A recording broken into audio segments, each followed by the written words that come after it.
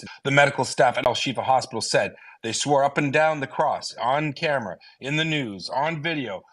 We don't know what you're talking about. What hostage? There's no hostages here. We haven't seen I can't even spell hostage. I don't even know what a hostage is. That's what they said. They swore it. And everyone here holding water for them said the same thing. There's no hostages there, no hostages. See, there's not just one video or two video. You're going to see the Israelis are probably giving this stuff to the U.S. State Department. All right, there's not two videos. Okay, and one of the hostages was being frog marched at gunpoint through the hospital. He wasn't injured. They were moving him to the tunnels to get him in so they could bargain for terrorists later on. That's something on the hospital staff. That is something, and you know, I will do another prophecy. I've been right all month. You're going to hear more video. You're going to see more videos. You're going to see even certain doctors that said that they had nothing to do with anything exposed for working with Hamas and planning this entire terror operation. And it's a damn shame. Thanks. Hey, Mahmoud, what are your thoughts, man? Hello? Let's talk about it. Hello, yeah, hey, hi everyone. So yeah, thanks so much for this space. Now the issue is, I mean, the whole through this debate is that everyone claims that he's an expert, where like most of them, they don't have any military experience or they don't have anything, you know. Talking about, put a name on it, man. Put a name on it. Speak with your chest, my brother. So the thing is, the thing is, I want to say now they're gonna claim that, well, they were taking the hostage to get them treated, and then they're gonna take them somewhere else. So they will come up with this defense, and okay, yeah, it was just about this time. They're gonna go treat them and take care of them, and then they're gonna move them somewhere else. So that's what they're gonna come up with in their defense about that. Okay, appreciate you. Thank you very much. All right. Is M here? Yeah. Okay, M's not here. Nah, my brother, you just boring your shit, man. You want me to call him? Go on. M? No. Yeah. Well, yeah, great. Awesome. Okay. All right. So, Afzal, you know, again, I'm just going through the people on the stage right now, just trying to get your perspective. We just opened the space, right? Right. So I'm trying to, you know, slow roll this thing a little bit before we start getting the goddamn fireworks going. Okay. Slow roll and get everybody to feel comfortable and shit, giving you a little blankie, a little teddy bear, you know what I'm saying? And then some of you guys can get eviscerated. Okay, depending on who wins the goddamn debate. Afzal, I want you to jump in. Let me know your thoughts. And Truth on Clubhouse. Truth, get ready. I'm coming to you next. Absolutely. Absolutely. Okay. About this CCTV footage. Yeah, CCTV. Now, you had seen CCTV cameras all covered with the tape. Now we know why they were covered with the tape. Because if hostages were in the hospital and those video cameras recorded the hostages and those videos are now showing up, that means Hamas did not have any motive to cover the video footage when the IDF came in. When IDF comes in, they cover the cameras because what they brought in, those weapons, those caches to show for the world, that is why they had to cover the cameras, plant all that stuff, made the videos, and they showed to the world that we had brought 2 Kalashnikovs with us, okay? Number one. Number two, hostages in the hospital, that shows the humanity of the insurgents, the freedom fighters. They are actually bringing in the injured hostages to the hospital for treatment, unlike what you have seen and what IDF has shown the Palestinian prisoners in a dungeon in the worst conditions possible, and violation of all the conventions and human rights of those prisoners. They are being treated worse than dogs under the Israeli custody. So this is a contrast. I had a feeling some people were gonna bullshit in here, my brother, but I did not imagine in my head anybody would use what you just used right now as a goddamn excuse. I'm sorry, I gotta hit you with this, and then you can get back to speaking. Bullshitter alert. I'm sorry. Bullshitter alert. I'm sorry. You are fake news. I'm sorry, my bro. I gotta do it to you, man. But go ahead, get back on your bullshit horse, bro. Ride along, brother. Let's go. Giddy up. Yeah, I mean, the world saw in 2003 WMDs, Iraq Weapons of Mass Destruction. Colin Powell showing to the United Nations on a live TV camera, entire world tuned in. The colonel of Saddam Hussein moving WMDs, weapons, Scud missiles in a truck, right? Later on, the man apologized. A decorated soldier, Colin Powell, a really respectable man otherwise, but he was embarrassed. He confessed that his own government had fooled him, did not tell that this was all fabrication, lies, and bogus video films made. We have seen in 2003, IDF was the brain of WMDs and Iraq debacle, okay? They are the masterminds of all these kind of schemes. So this kind of movies and all this what is going on is nothing. Now, about the tunnel thing, Nelson, I have my pin tweet. Anybody can read. In 1983, it's already published in world media. In 1983, Israel built these tunnels under Al-Shifa hospital. You can read the article. It's again in my pin tweet. This tunnel was buried. It was non-operational. What they are showing you, there is nobody in it. It's a totally dead kind of well thing. What we call it. We fill up the wells, the old wells. I mean, dysfunctional ones. This is that kind of thing. And if they are true, bring in the world media, bring in some inspectors, just like they did in the 90s with Saddam Hussein, weapons of mass destruction. Inspector, bring in the people. Bring the people from the UNO. Why don't they bring United Nations Secretary General? I got a question for you before you keep this flight going, right? Yeah. Do you support Hamas? No, I support Palestinians. Every Palestinian freedom fighter I support. Every Palestinian child who is born today and will be born tomorrow is a freedom. Listen to my motherfucking question. Unless you're saying every Palestinian is Hamas, right? Do you support Hamas? I support every Palestinian who is born today, tomorrow, yesterday, for the last 75 years. He clearly does not support Hamas, bro. One second, because here's the deal. First, Afzal, let me just say this right here. First and foremost, the other day you said there are no tunnels under the hospital, Nelson, and that is just a water tunnel, electric. Yo, why you being racist, Jonathan? You're I'm not being racist, fair, bro. No, it's okay. It's okay. Don't attack Nelson. Don't attack Jonathan. Please. Do not attack the host or co-host. They have given us the mic. They are giving us opportunity to speak. We have no reason to fight with them. Please, and I sit here every fucking night together, bro. So stop being a racist. Okay, whatever. So Afzal, now you clearly said that their tunnels weren't there, and now you're saying that the tunnel was there and it was done by Israel. You clearly said that the hostages was never there. Now you're saying they were there for humanitarian reason. You clearly said that if the evidence came out and showed that Hamas was fucking at the hospital, that you would not try to lie about it. Now you're lying about it. What gives, bro? No, Jonathan. Your recording is in the archive. Anybody can pull and hear it. A Syrian girl had tweeted this article, which I have pinned today. It's been out in our spaces for many days. In 1983, Israel built this tunnel underneath the hospital. This is part of the record. You can wait. No. We built the basement. We didn't build the tunnels. Let's make the difference, okay? Please don't come here and say lies about us. Who is this person? Thank you. The tunnel video is fake. Just saying. Can I join the queue? You know, real quick, right? I want to go to truth, right? So we've heard from one Hamas apologist. I definitely want to hear from another Hamas apologist, real quick. Truth. Nah, don't label people as Hamas apologists for standing up for Palestine, bro. That's not fair, bro. If I ask you a question, do you support Hamas? Nobody here stands for terrorism. I hope to God nobody here stands for terrorism. Speak for your goddamn self, man. I meet you, Mike, my brother. Speak for everyone in here is an individual. I feel like this is right? a space for dialogue. Unless you're married to fucking Afzal, then you can speak for him. I feel like this is a space for banter and bashing people that may have. Go to the goo. All right. Truth, what's going on, my brother? Truth, what's going on? Nelson. What's up, my brother? How you doing, man? I'm doing good, man. What's going on with your Hamas ass, bro? How you been? Well, I found your introduction to be one-sided, basically. You said a lot of things, but you didn't mention about the facts, about the breaking news that actually came up a few days ago. Actually, I think it was yesterday. Which was what? Those helicopters. The helicopters, the Israeli occupation army that actually bombed and killed their own civilian on October 7th. You didn't even mention that. You know what? Police investigating. You know what? We'll add it to the title today. Thank you for reminding me. We'll add it to the topics. We're gonna talk about it because it wasn't.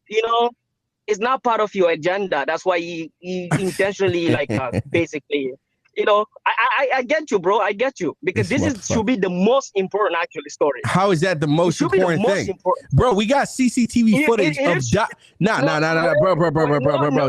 bro, chill, man. I mean, this is crazy, bro. You got CCTV footage showing medical staff helping Hamas hide hostages in this hospital, and that just came out of. And one of their legs is missing. They were bombed by who? What the fuck are you talking about? That was October 7th. Who the fuck was bombed? Exactly. So wait. Exactly. So October is no longer important? What? Is that your point? What's my point? Nelson, is October 7th no longer important now? Of course it is. Okay, why you want me to completely forget about that and then just talk about what's happening in the hospital right now? Holy shit. This is crazy. Their brains have exploded now. So they can't handle it. You literally said, "Not can handle it." You literally been spewing this like Hamas came and killed our civilian, did that, rape, beheaded babies. Everything turned out to be wrong, false. Now suddenly that's not too important. Let's just focus on on the hospital. We do have there are tunnels and there are Hamas operator in the hospital. What the hell, bro? Come on. All right, you know what? You said you wanted to be more truth based. You don't have no side here on this conflict. Focus on facts, man. Appreciate you. Thank you very much. Appreciate you. All right, so let me go to the audience now. You can go fact check everything, bro. All right, meet your mic. Meet out. Bro. Appreciate you. Thank you very much. Congratulations. All right, so I want to go to the audience now. I want to know what you guys think in the audience, right? So you've heard from pro-Israelis, you've heard from pro-Palestinians, and you've heard from Hamas apologists, right? I want to know where you guys stand in this particular situation. Do you think the CCTV video from the hospital is important? Do you think it's bullshit? Do you think it doesn't matter? I mean, any of the explanations you heard on this stage right now, I want to know what you personally subscribe to. Okay, so everybody in this space, Clubhouse and Twitter, type in the chat right now. Let me know what your stance is. Type it in the chat right now, and I'm going to be reading some of this right now. For you guys on Twitter, hit the chat feature at the bottom right corner of your screens. Respond to the tweet of this space with your answer. Let me know exactly where you guys stand right now. Drop it in the chat. That being said, listen, man, let's get down to business, right? I mean, Sabrina, take us there. Let's go. Let's get it going. Hey, Nelson, I'm driving. Can I respond? My 1 second. Go ahead.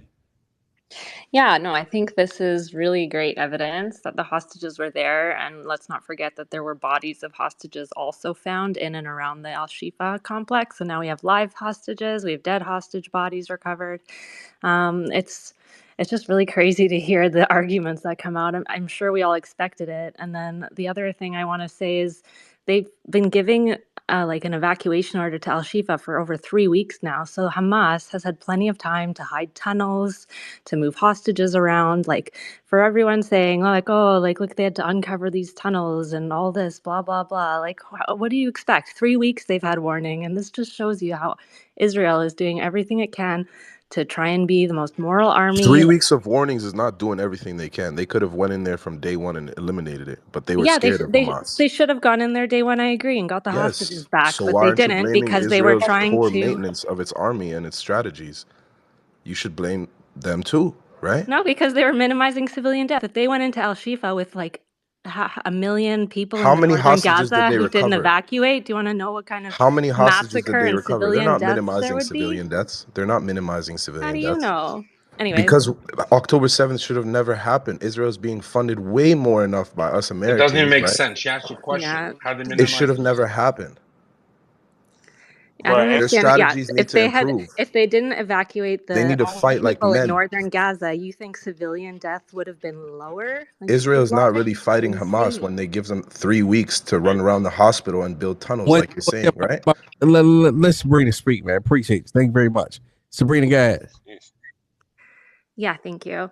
I was just saying, I think 3 weeks is plenty of time to pour cement and cover up some tunnel entrances and to make it seem like they're not Hamas operatives there. But as Israel continues to uncover intelligence and tunnels, I think the world is really going to see what's going on there.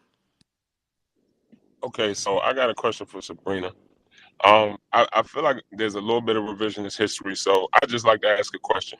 Prior to the Balfour Declaration in 1917 that granted them occupancy over the land, whose land was it prior to that? Bro, who gives a fuck about all this bullshit? I'm tired of people bringing up this bullshit. Like, who gives a fuck? Please, Nelson. No, I'm serious. Who the fuck cares? Yo, you gonna go back to history and shit. I don't give a fuck. I don't care. I just want to answer your question, Nelson. I agree with you, but what I'm saying is, yeah, but bro, like, what does history have to do with what's happening today, bro? Like, the fuck? I'm about to tell you. Nelson. Everybody's a history fucking professor. I mean, and I'm pretty sure 90% of these motherfuckers failed history class. Like, the fuck? First of all, I was a history major. I didn't fail history, firstly. Well, I failed history. Shit, there you go. No. You were a history major, my man? Hold on. Yeah, because you don't just have history majors. It's a certain kind of history, bro. You just call it. I hate when people come there and lie. Stop. Then don't fucking lie. Just be honest. Go ahead. Stop. Let it flow. Let's let him flow. Nelson. Go ahead. Nelson, the point I'm trying to make is on a multitude of occasions you have communicated. What would you do if someone came in your house, guns drawn, told you to leave? That is exactly what happened to the Palestinian people in 1948. Exactly what happened during the Nakba. May I say something? Wait, let him finish. Hold on. So if you are saying that with over 70 years of occupation, that now, and we also don't talk about the fact that same breach of the wall that Hamas did, you know, they walked to that wall peacefully for the past 3 years and been shot, right? Like literally. So when we're talking about 75 years of occupation, people forcefully removing over 2 million people from their home, and then after that 75 years, someone comes back in retaliation and takes hostages, they're shooting children at that fence. Like, there were peaceful protests that were met with violent resistance long before October 7th. No one talks about that.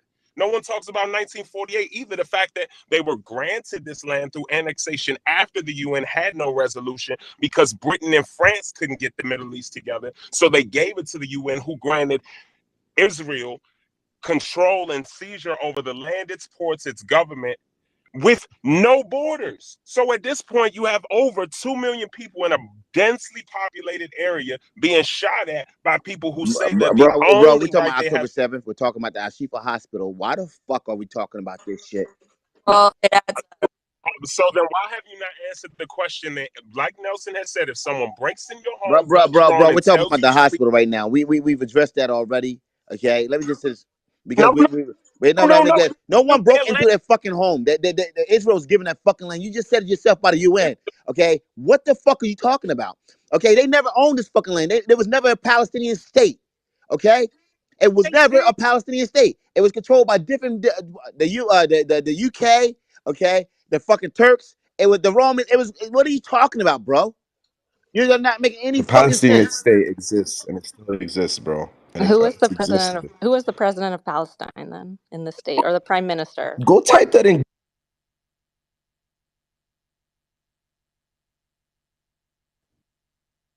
One second. Cool. All right, cool. Everybody just mute up for a second. All right. Let's get this brother to finish what he's saying, and let's get one person to respond to what he's saying. Okay. Elias, go ahead and finish up, man. Let's talk about it.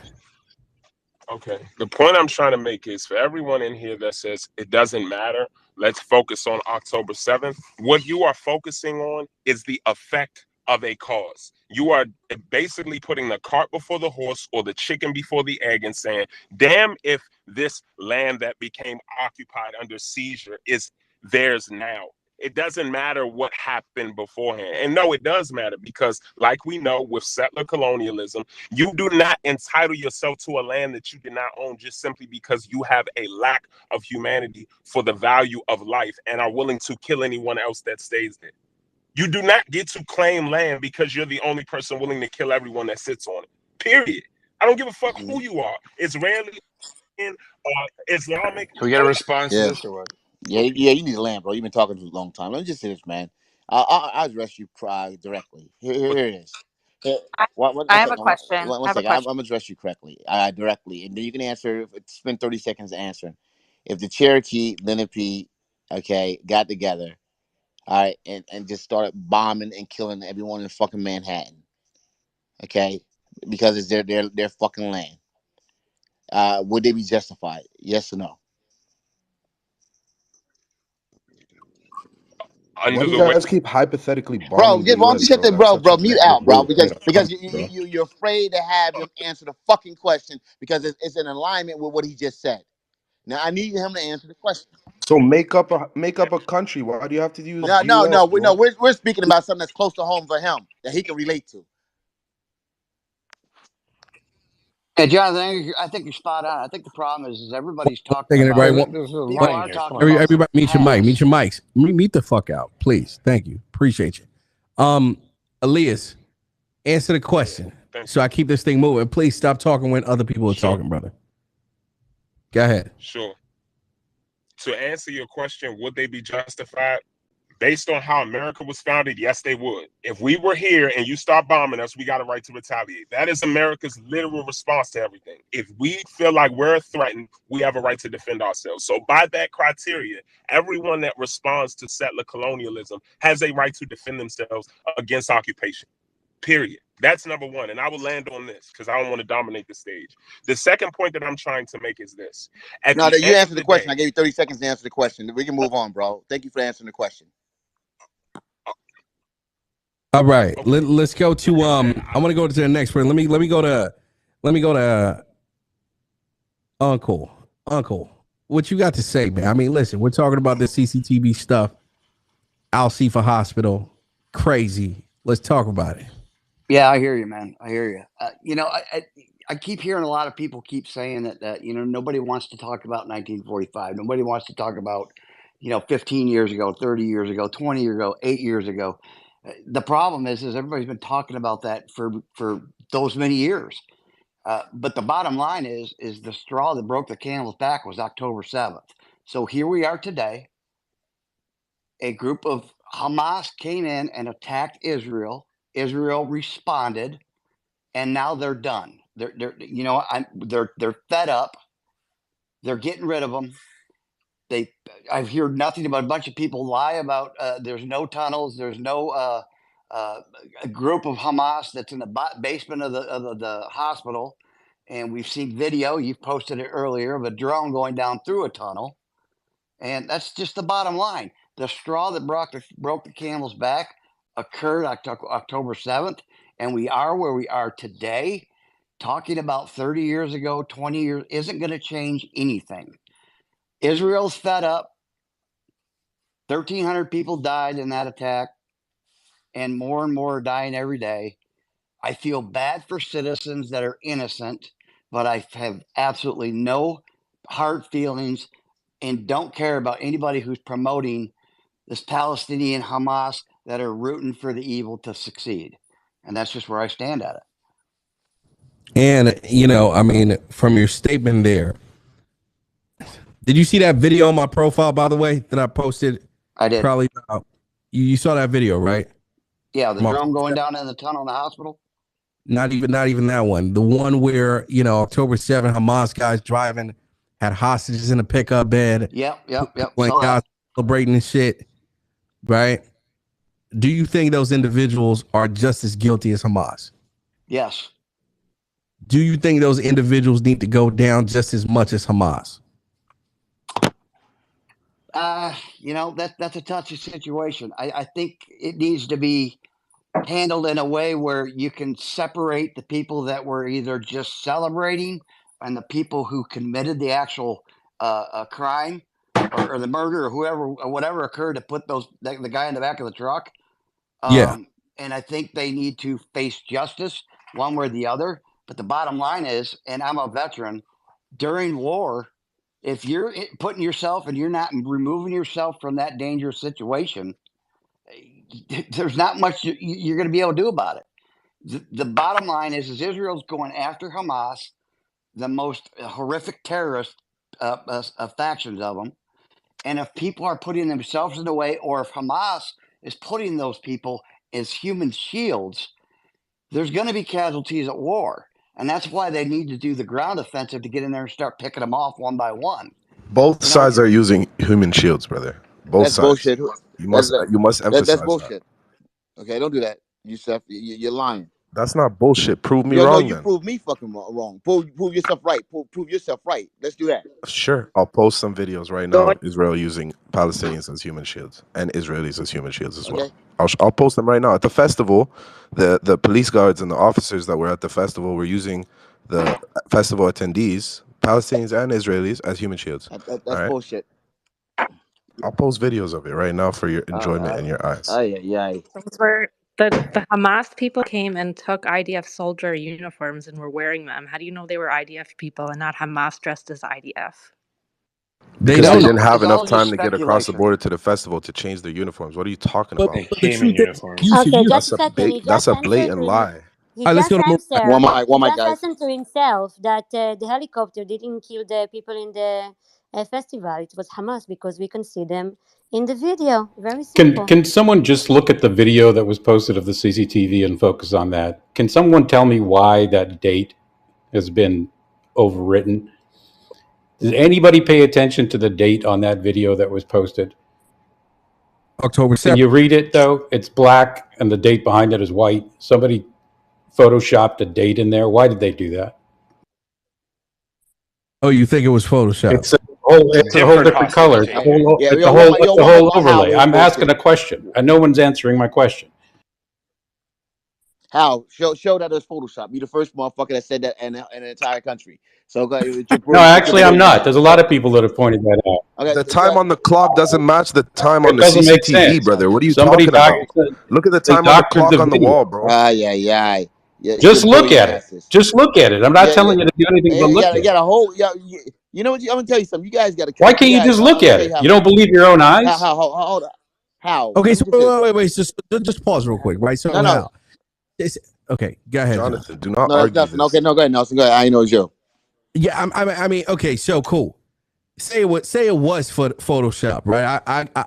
I'm hypothetically gonna give you that, right? Just the credibility of the video goes to 0. 100%. Why do you believe that? Why do you believe anything? Meet your mic, dude. Yo, Yusuf, respectfully, you gotta stop doing that, my brother. I'm gonna have to toss you to the goo. Okay, put your hand up, wave the emoji up like everybody else on stage. All right, Hal. Okay, so I'm gonna give you that for this, for this argument, for this debate, right? What about the individuals in medical gear, medical clothing, the little green, whatever the fuck that they're wearing?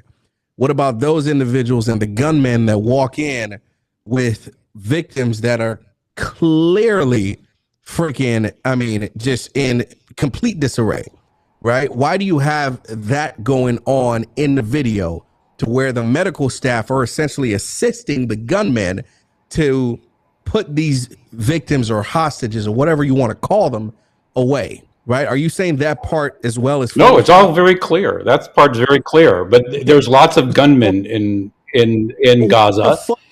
These guys aren't wearing any uniforms, and so who gives a fuck about the goddamn time on the clock? Who gives a fuck? A lot of people do. If you're gonna mock up the time on the clock to try to make a point, then why do that? If the point stands on its own, why fuck with the clock? You want a simple answer? Yeah. One second. Let me just say right here. I'm quite certain that you guys are looking at it as Hamas, where they jerry rig every fucking thing because they don't have much of anything, and you guys are saying, "Oh, the shit's not matching up." I'm quite certain you guys talk about Israel, the most powerful country in the world that has fucking intelligence, and you guys say they should know what October 7th shouldn't have happened because Israel has that much intelligence and technology and everything else that they would not be able to fucking mock up a video the right fucking way, okay, before they put it the fuck out. Now y'all try to have it every fucking way y'all want. Y'all want it over easy and fucking scrambled at the same fucking time every fucking time. And that's the bullshit. You're just upset because I'm calling you out on the bullshit, just like every other video. No, you ain't called me out on. Sorry, you're upset, Jonathan. Just back to the fact. How? How they showed up? How did Back they? to the Did they not facts. show up with Don't fucking hostages? bullshit me. Did, You're just upset how did they because show I up with put your hostages? nose in it and rubbed it. You know, it's How bullshit. Just like the days of the week. how did they show up with You look hostages? Yes at or the no? clock. The How, clock one is second, one mic, working. guys. Second One hand mic. is not One moving. mic. I said one mic, please. How did they or did they not show up with hostages? Yes or no? Did they or did they not show what? Show up with I hostages. don't know if they're hostages. I know they're wounded, and I know they took them into a hospital. I know the doctors treated them. How horrifying! They ID them. Who ID they? them, right? They've been ID'd as Who? hostages. Who? How about that? The fucking hostages. Yeah, the IDF ID'd them, right? This You keep motherfucker, man. I've bullshitting never me. seen. Okay, check this out, right? Ah, man, Jonathan, I'm so Yeah. and I just I knew his dumb ass was gonna trigger us. That's why I dropped someone to bring his ass up when I saw his fucking emojis. let me pull back. Let me stop being triggered. You know what, Hal? I'm gonna play along with your ass. Okay, I'm not gonna let you trigger. I'm not gonna let you win. Okay, I was just about to say some triggering shit right now, but I'm gonna woos out with you. I'm not Yehuda. I'm not his crazy ass. Yeah, this is Nelson. Okay, so okay, so Hal, tell me this, right? Tell me this. Now, we've been told that those individuals have been ID'd. And I think they were ID'd as Nepali citizens, I believe, not even Israeli. Thai and Nepali, right? So they weren't even Israelis. Okay, they've been ID'd by multiple sources. Jonathan, your microphone, please mute it. So they've been ID'd by multiple sources, confirmed, right? They were confirmed to be hostages that were taken from Israel into Gaza. This CCTV footage captures the individuals that kidnapped the hostages, right? Taking these hostages into Al-Shifa Hospital. Okay. The CCTV footage also shows medical staff assisting these Hamas individuals with putting these hostages away within the hospital, right? Does that, I mean, like, you know what? Fuck it. What is your response to that? Just seeing that and understanding that, what is your response to it? All right. So let me just take what you just said. All of it is fact. Okay, fair enough. I'm going to ignore all the other videos that were problematic and just focus on that and say, okay, all of what you said is fact. The date notwithstanding, you've got gunmen that are taking in hostages that have been identified as being hostages. Clearly, they look injured. Clearly, the staff took them in and presumably you said hid them, but I'm saying treated them because there's no evidence they hid them. I think that was a leap on your part. So clearly, people with guns dragged in people that have been identified as hostages. Clearly, they were injured. Clearly, they're bloodied. And clearly, the staff took them in and treated them. That's as far as I'll go. That's as far, and I'll line up with you on that as far as that goes. Let me ask you another question. On the day of the initial raid of the Al-Shifa Hospital, 3 dead bodies were identified outside of the hospital as hostages that were captured from Israel, right? Knowing that, and then knowing this, okay, what's your response to it? No, it's a good question. I've been told, and I've read, that identified bodies of hostages that were dead around SHIFA Hospital. Now, there's a lot of bodies around SHIFA Hospital. There were over 100 bodies around SHIFA Hospital. Do I know where they were located around SHIFA Hospital? One report said they were in a bombed out building that was next to SHIFA Hospital. Well, a lot is next to SHIFA Hospital. It's in the middle of a densely populated area. So what does that mean, next to? And every tunnel that I've seen, or every gopher hole they've said was a tunnel, has been debunked and said that's a fuel tank, that's a water cistern. The next thing you know, I'll be getting gopher holes, and they'll tell me the gopher holes are Hamas tunnels. I don't care. Just show me something that actually follows through on it. You know, it's the level of, and every one of these videos that's come out, there's always problems with these things. They've either been edited or they tell you something that is false. So there isn't anything, you know, and I don't have any problem believing the truth and the facts if they're thrown in my face and shoved down my throat. But everything Nelson, they're can I giving reply, me so please? far has just got lots of problems with it. Yeah, And there's a big credibility issue. Gotta And if jump you in. got something like Jonathan's just going to yell at me and tell me I'm stupid for not believing it, that ain't going to make me believe it. It's just not, right? I got the hey, answer Hal, let for me you. ask, let me I Hal, got the Jonathan. I one got the second. answer. Meet up, bro. Meet up, bro. Hal, you're right. I'm so sorry. So let me try this, Hal. Okay, those people were in Israel at home or at a concert. Why how the fuck did they get to Al Shifa Hospital? Those bodies. They were taken as hostages. Clearly, we know that. Okay, so all right, so they were taking us hostages. Clearly, all right. So once again, now, and isn't it sort of ironic that these bodies that they're finding and that these bodies that they're finding are hostages? Now we have video of hostages as well. Okay, and all this is happening at Al Shifa, the alleged headquarters, command center, I should say, command center. Isn't that you don't think that's ironic that they've been telling us this is a command center? Now they're finding this evidence to show that these hostages were indeed there? No, I don't, Jonathan. I don't. No. It's a hospital. Yeah, It's a Yehuda, jump in, hospital, Yehuda. Jonathan. I gotta jump in. So one of the things that I was gonna ask Hal, but I don't think going back and forth is gonna work, is I assume he says he looked at the video real close because he said the timestamp doesn't match the Yehuda, your clock. mic is horrible. Your mic sounds like Can you shit. hear me now? No, it Hold sounds on. like you're in a 10 box. How Sounds about now? like Can I $10. Can you jump hear in me quickly? better? Can you hear me better? Yes, Okay. go ahead. The one thing he didn't look upon his super careful examination is the clock on the wall is broken. The second hand is not moving, so you can actually see for yourself. So if you're curious about clocks being wrong, maybe do a little bit more digging. And here's the other weird thing: they could fake an entire CGI AI scene of hostages being rushed in, but they couldn't make the time work. Doesn't make any sense. There's just too many things. All that happens every time you present evidence to this side, they change the goalpost. They move it over. Move it over. Just keep pushing it down. No, they said the videos of Hamas guys, it's all fake. It's all fake. Then they got more videos. Palestine occupation, 75 years, Balfour. Then they said Al Shifa Hospital Dude, got attacked, stop. Just stop. and then Just stop. after Al Shifa Just stop. Hospital, one mic, please. Al Shifa Hospital got attacked. 1,000 dead, 1,500. Who knows? People under the rubble. We have no idea. Oh, oops! It was Palestinian Islamic Jihad's failed rocket. Oh, let's just ignore it. Every time proof and evidence comes out, these individuals keep changing the goalpost position. They move it down. They don't want to admit it. At the end of the day, there's going to be full confessions from Hamas people on video, and these guys are going to say it's all fake. Everything's fake. Israel's a boogeyman. You can't win with these guys. Nelson, over to you. Okay, can I answer him? Or is he just Let's allowed do to it. go off like that with nonsense? No, go on. All right. Go So off. the only thing You're I saw attorney. was, Bibi Netanyahu showed me a CGI that told me that we had the Cobra headquarters underneath Shifa Hospital. They might as well have had a goddamn quadcopter coming out of the goddamn floor with his CGI.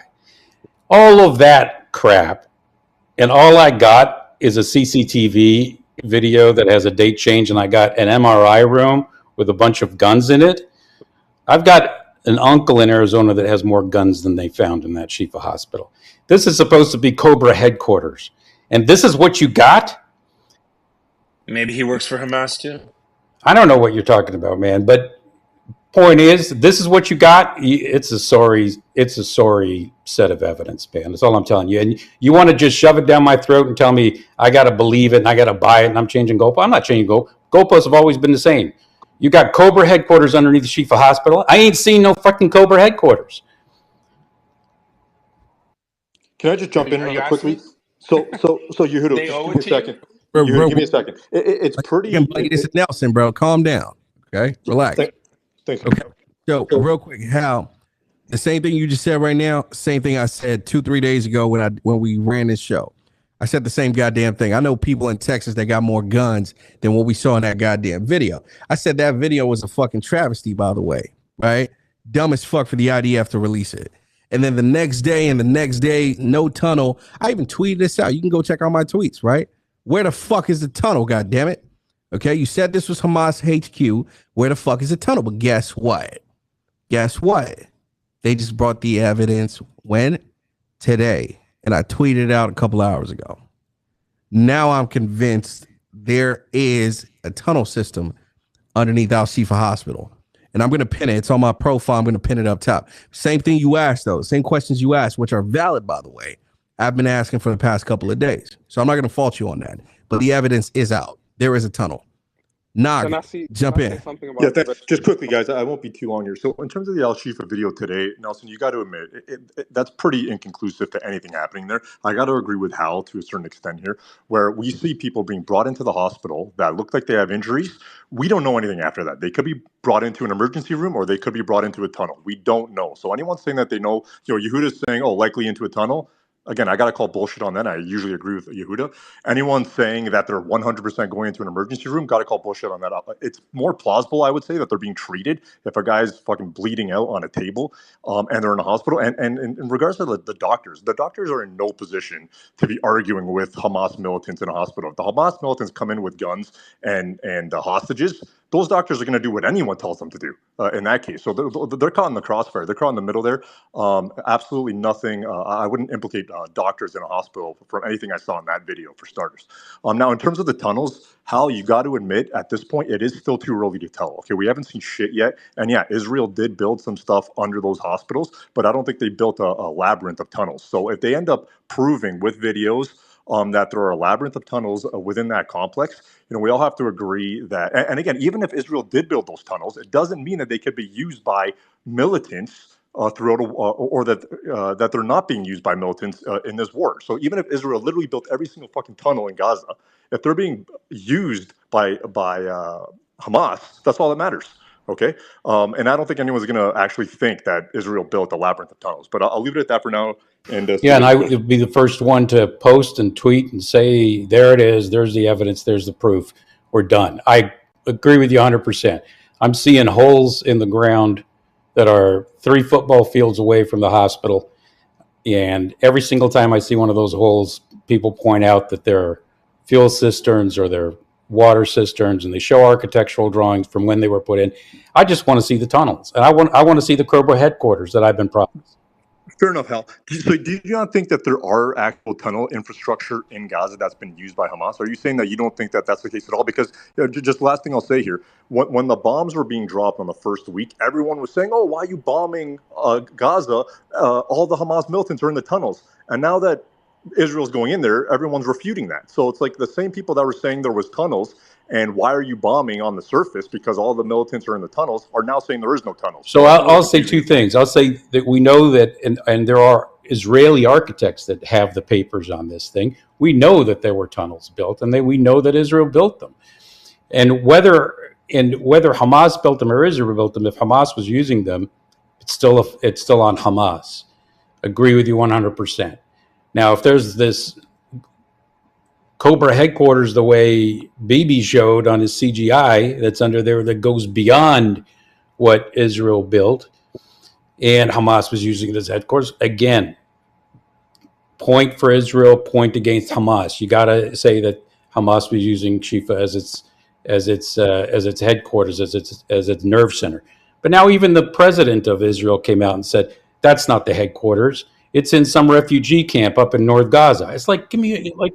That's not the president. So you just get it right, man. I'm not lying, dude. You tell me who it is. Don't call me a liar. Former prime minister said it. Well, then he was a former prime minister came out. I'm sorry, Yehuda. A former prime minister. I got his title wrong. Okay, that makes me a liar. Did he not come out and say that it was somewhere else? He came out and said it was somewhere else. He said no. He said there's another one. Oh, another reason to bomb a refugee camp. Great. No, that wasn't what he said. He said Hamas headquarters are in Khan Yunis. Boom. That's what he said. He didn't say another one. I got to keep it factual. I actually posted that video. Yeah, that was what he said. He didn't say when he was prime minister. He said, I think he alluded to he believed the main headquarters was in Khan Yunis. But there are who's moving the goalposts? Don't tell us we're moving goalposts, man. You keep moving the goalposts now. It's not SHIFA. It's now Khan Yunis. It's it's both. It's everywhere. They're everywhere. There are several. Rantisi. Hamas is in your closet, buddy. Hamas is in your closet. Every hospital that's protected by law or where they go. That's what they do. You've already seen Rentisi. You're gonna, we said give it a week. It's been 2 days since I said give it a week. You already got one tunnel, Nelson seen. This guy, it's not pay-per-view, Hal. This isn't Call of Duty, all right? The Israelis are going to release the information when it's convenient to them. And then we're just going to sit back with our popcorn and watch you guys squirm. Well, I'm not squirming, buddy. I'm right now I'm embarrassed for you. So I'm not squirming. I'm embarrassed for you because you've stuck your neck out on all this shit. And so far it's just, hey man, I will eat my shoe when your claims ever come true. Well, I'll send you ketchup.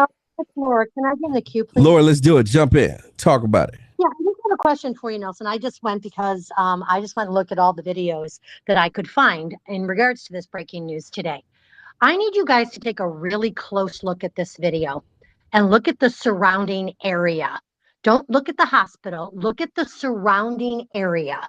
There is no desolation around this hospital. So this makes me wonder.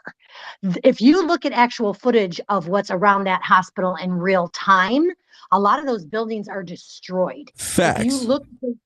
If you look at the hospital right now and those videos, all those buildings around that hospital are intact. So there's part of this that may be propaganda from the IDF, because it doesn't look like current video to me at all, Nelson. Just wanted to throw that out there for Wait. I mean, Laura, listen to what you just said right there. That doesn't make sense, right? No, I can say something. One second, Mariah. Let me point something out. You said in the video, the CCTV video you watched, right? The area around the hospital looked normal, like a normal city, right? No damage whatsoever, right? But in real time today, every single area around that hospital has been blown to smithereens. Therefore, you're saying that CCTV footage can't be recent, is what you're saying. Yes. Right. So, I mean, so how is that IDF propaganda in regards to the CCTV footage? Because they're showing video of tunnels, right? The top of the tunnels and the inside of the tunnel. You're talking about a different thing. We're talking about the CCTV footage. We haven't gotten to the tunnels yet. Nelson, the CCTV footage is from October 7th. We hadn't bombed. No bomb was dropped on Gaza. She just proved herself wrong. She just proved herself wrong. Okay, so let me just ask you, Nelson, can you please have somebody on Clubhouse? It's up top. It's up top. Click the link up top. It's right there. It's right. Okay, then I made a mistake. My bad. It's all good. Went on Google and searched. Nelson, you want me to comment? Yes, it's up top. Just hit the link. Yeah, let's talk about it, bro. Let's go. Yeah, so I need to clarify something. The accusation that anyone who's supporting the IDF or supporting Israel right now is moving the goalposts with regards to Hamas's command and control nodes, the functions of Hamas or how it's divided militarily, division of warfare. Hamas is formed in such a way, it's again a terrorist organization, but they have military units, they have divisions. So Al-Shifa Hospital was one C2 command and control node, and there are others, like in Jabalia refugee camp on the other side of northern Gaza. People can laugh at me and think that I'm just not telling the truth. But are you using the US terminology or IDF terminology? Because US is using node, Israel is using terminology. Headquarter. Israel is using headquarter. And do you not understand how Hamas functions? Is that the fundamental problem here with so many people who just don't seem to understand? We keep shifting the terminology, right? Every day there is a different terminology. I'm not using any different terminology. This is universal terminology that's used in times of war when describing warfare.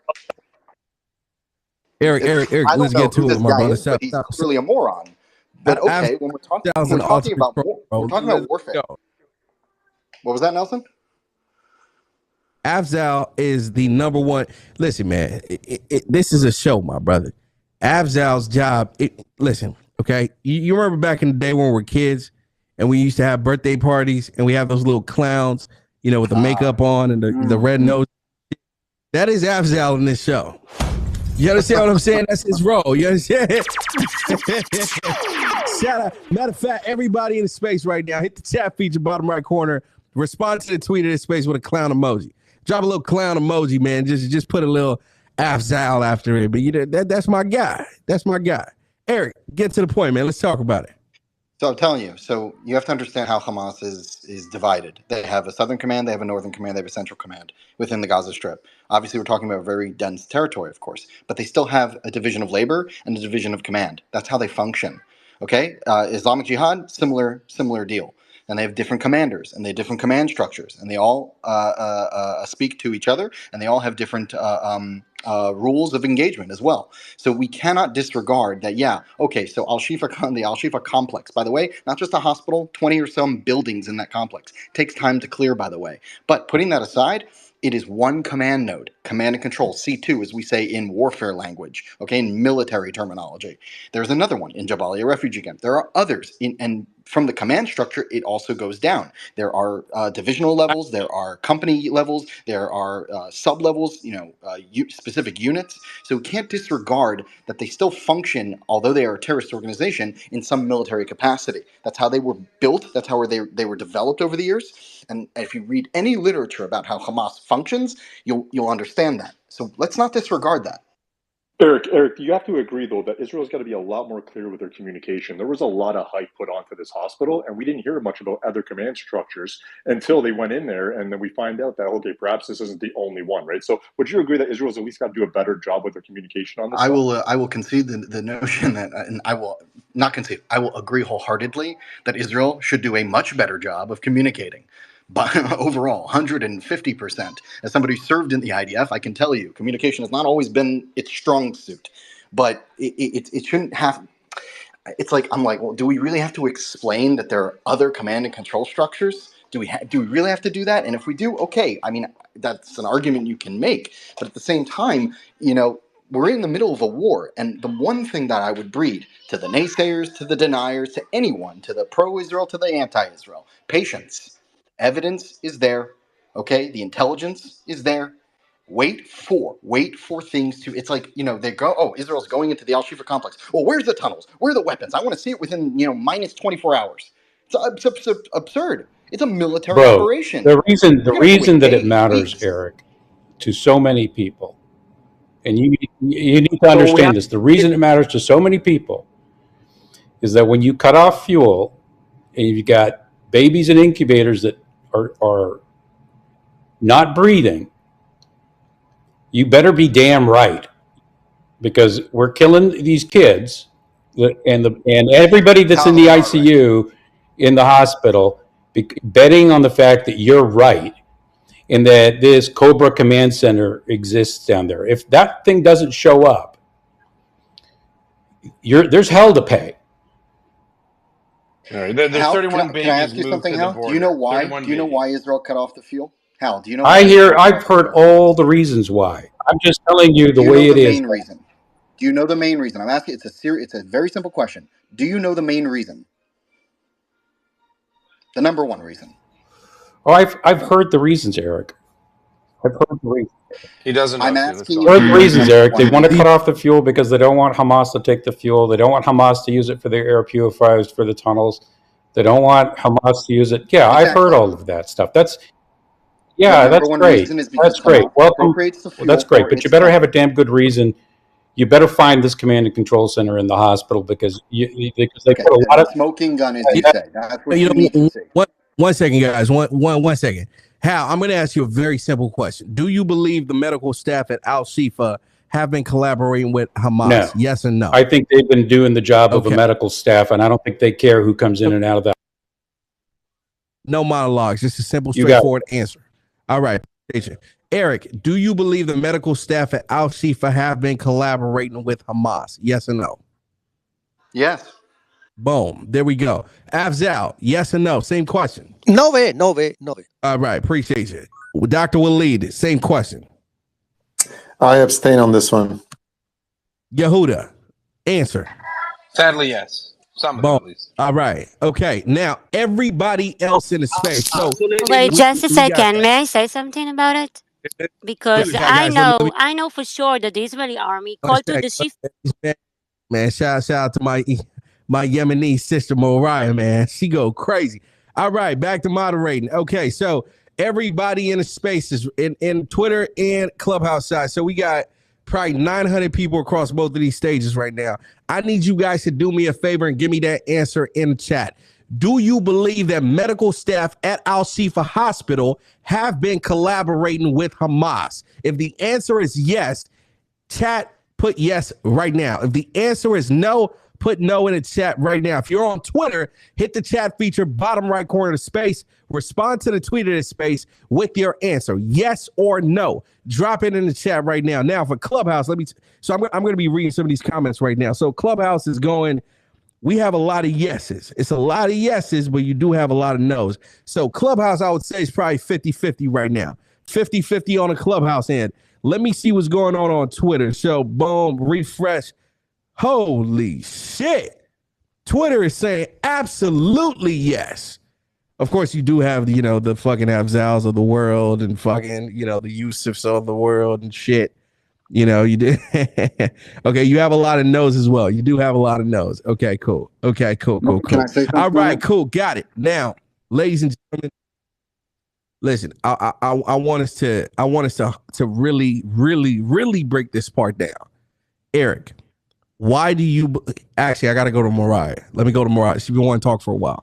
She'll probably say what I have to say. Mariah, why do you believe? Okay, Mariah, why do you believe that medical staff at Al-Shifa have been in collaboration with Hamas? Let's talk about it. It's very easy. When the army called to the hospital and they asked them, do you have hostages in the hospital? They say, no, what are you talking about? We haven't seen any hostages. Now, when we see today that it was non-Jewish, non-Israeli that was in the hospital, why the Red Cross couldn't talk and say, we have people in the hospital and we want to be in touch with their family, with their countries? Why they couldn't do that? I don't understand that. Now, I'm going to go to Yusuf. Same question. Explain your answer to me. Let's talk about it. Yusuf, gone once, gone twice, gone. All right. Afzal, explain your answer to me. Let's talk about it.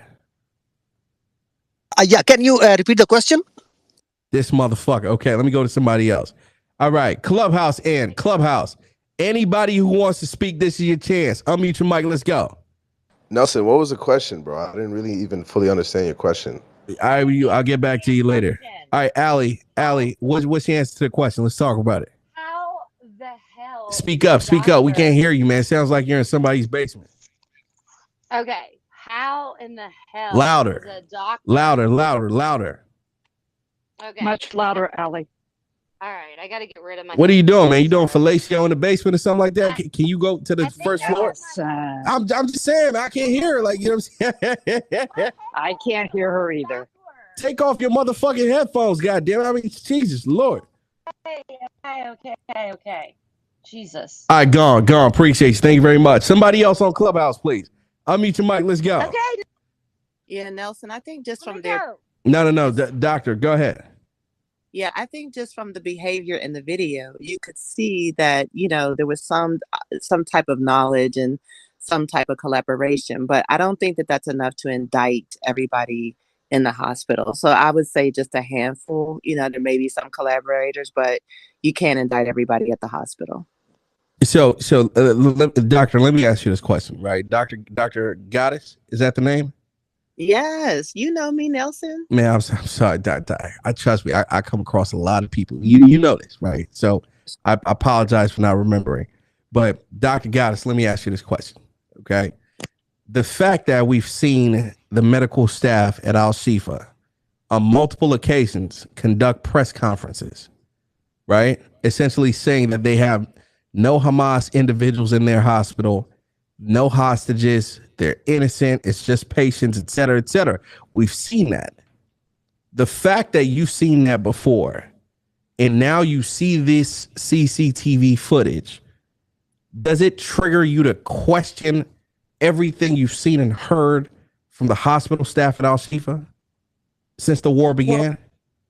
Well, it definitely brings up questions, but I mean, just for the record, those may not be the same people, right? Like the people, like it is perfectly logical and understandable if the majority of the hospital staff, because from what I read and heard, Hamas removed all Hamas related people from the hospital a while ago.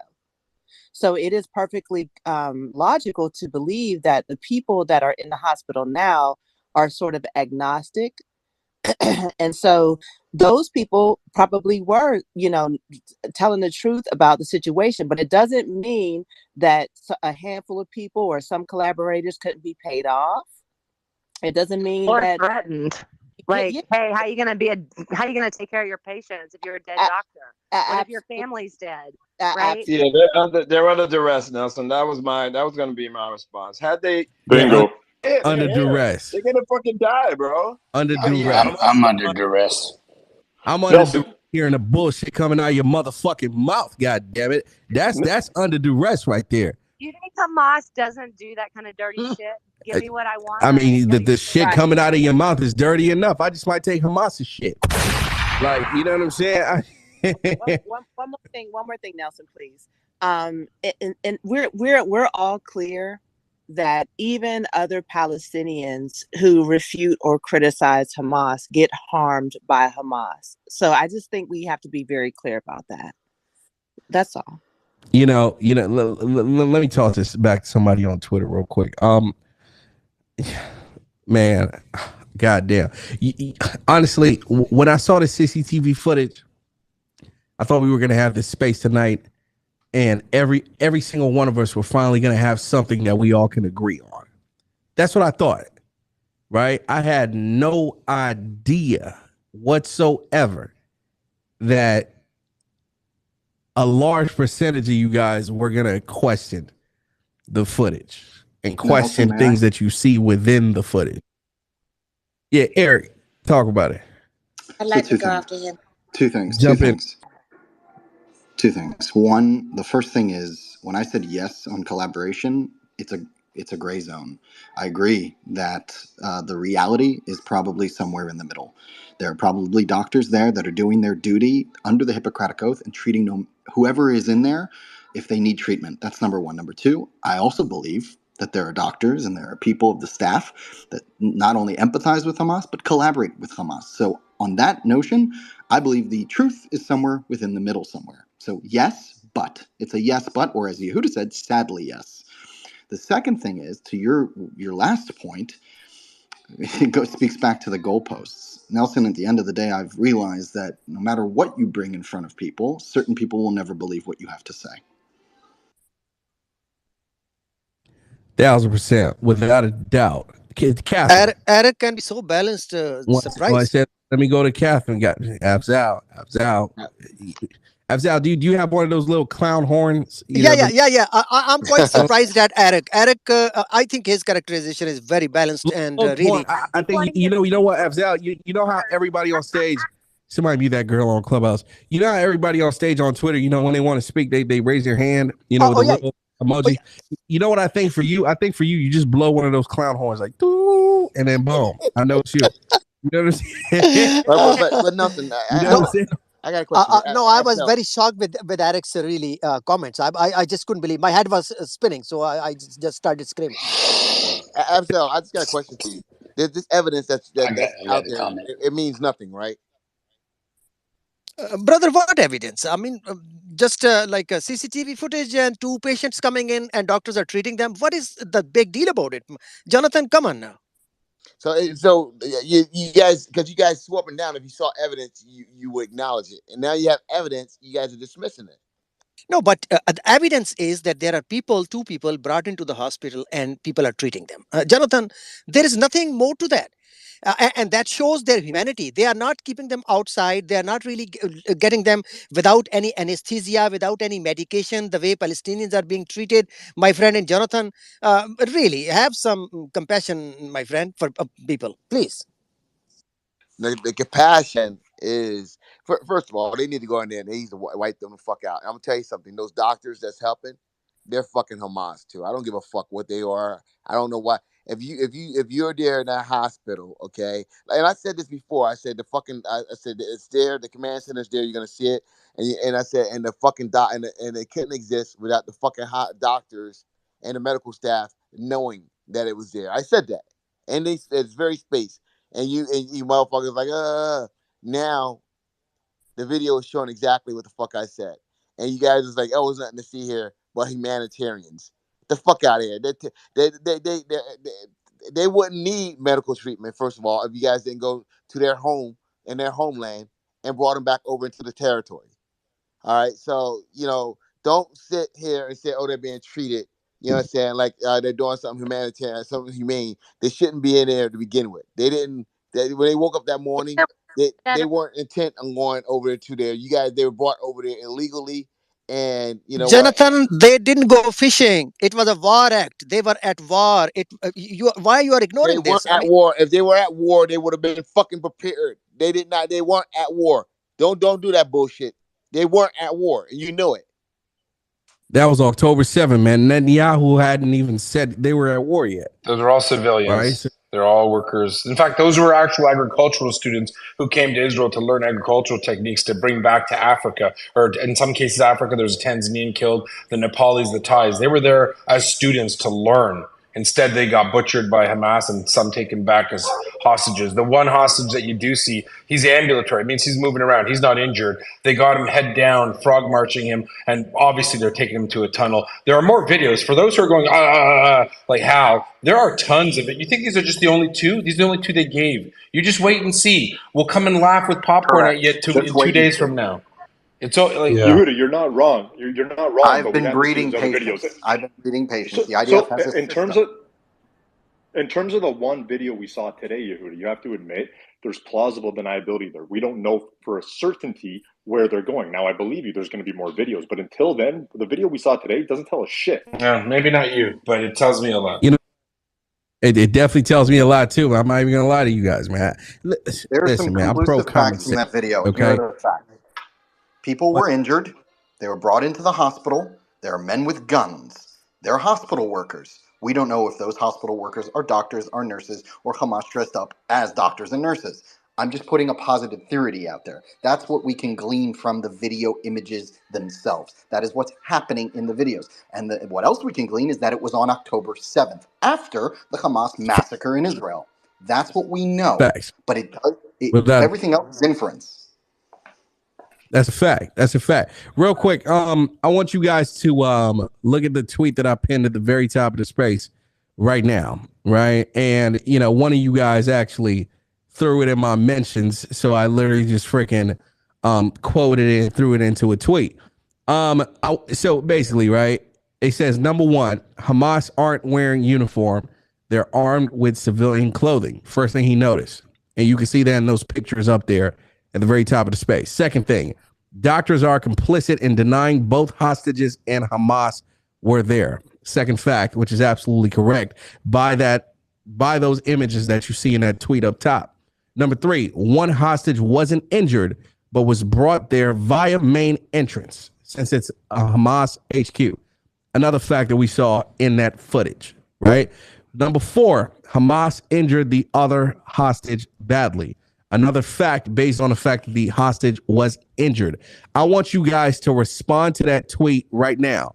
It's at the very top of the space. It's pinned at the very top. You can see those two images from the CCTV footage. I want you guys to respond to that tweet right now. Let me know exactly what you think. Do you agree with those statements made by one of you guys in this space right now? Respond to that tweet right now. Let me know exactly what you think about that. And look at those pictures, bro. You have these guys in plain clothes, walking around with fucking AKs and shit. Medical staff chilling like it's nothing. And at the same time, medical staff went up there, live press conference, and said there's no Hamas or hostages in the Al-Shifa hospital. Guys, guess what? Hey, Nelson, does Hamas have a uniform? One second, let Grant talk.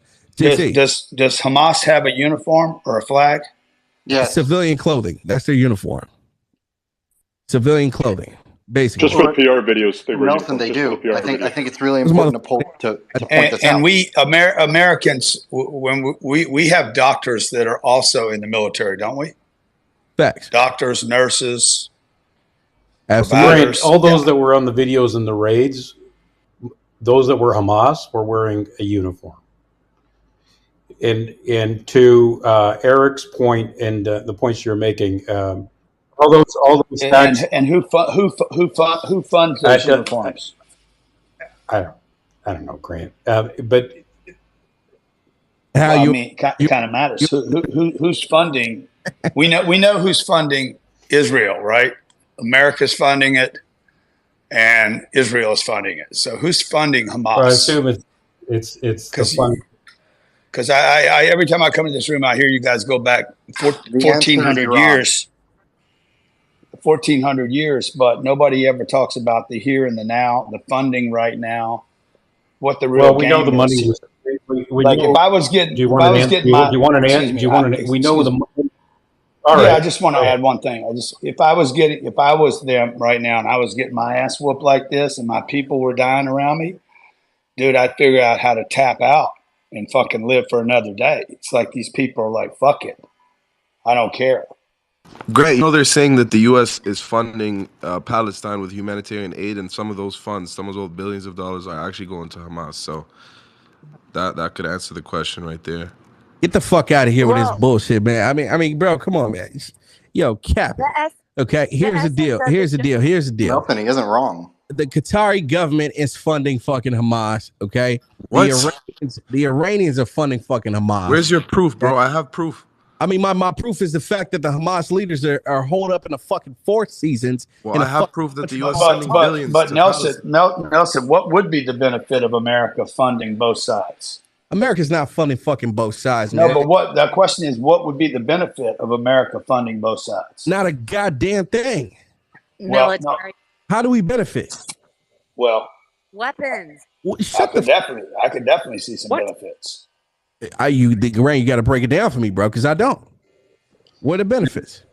Well, certainly one benefit is it takes the attention off of America for a moment. Notice all these wars don't happen here at home. They happen other places, and we're always involved.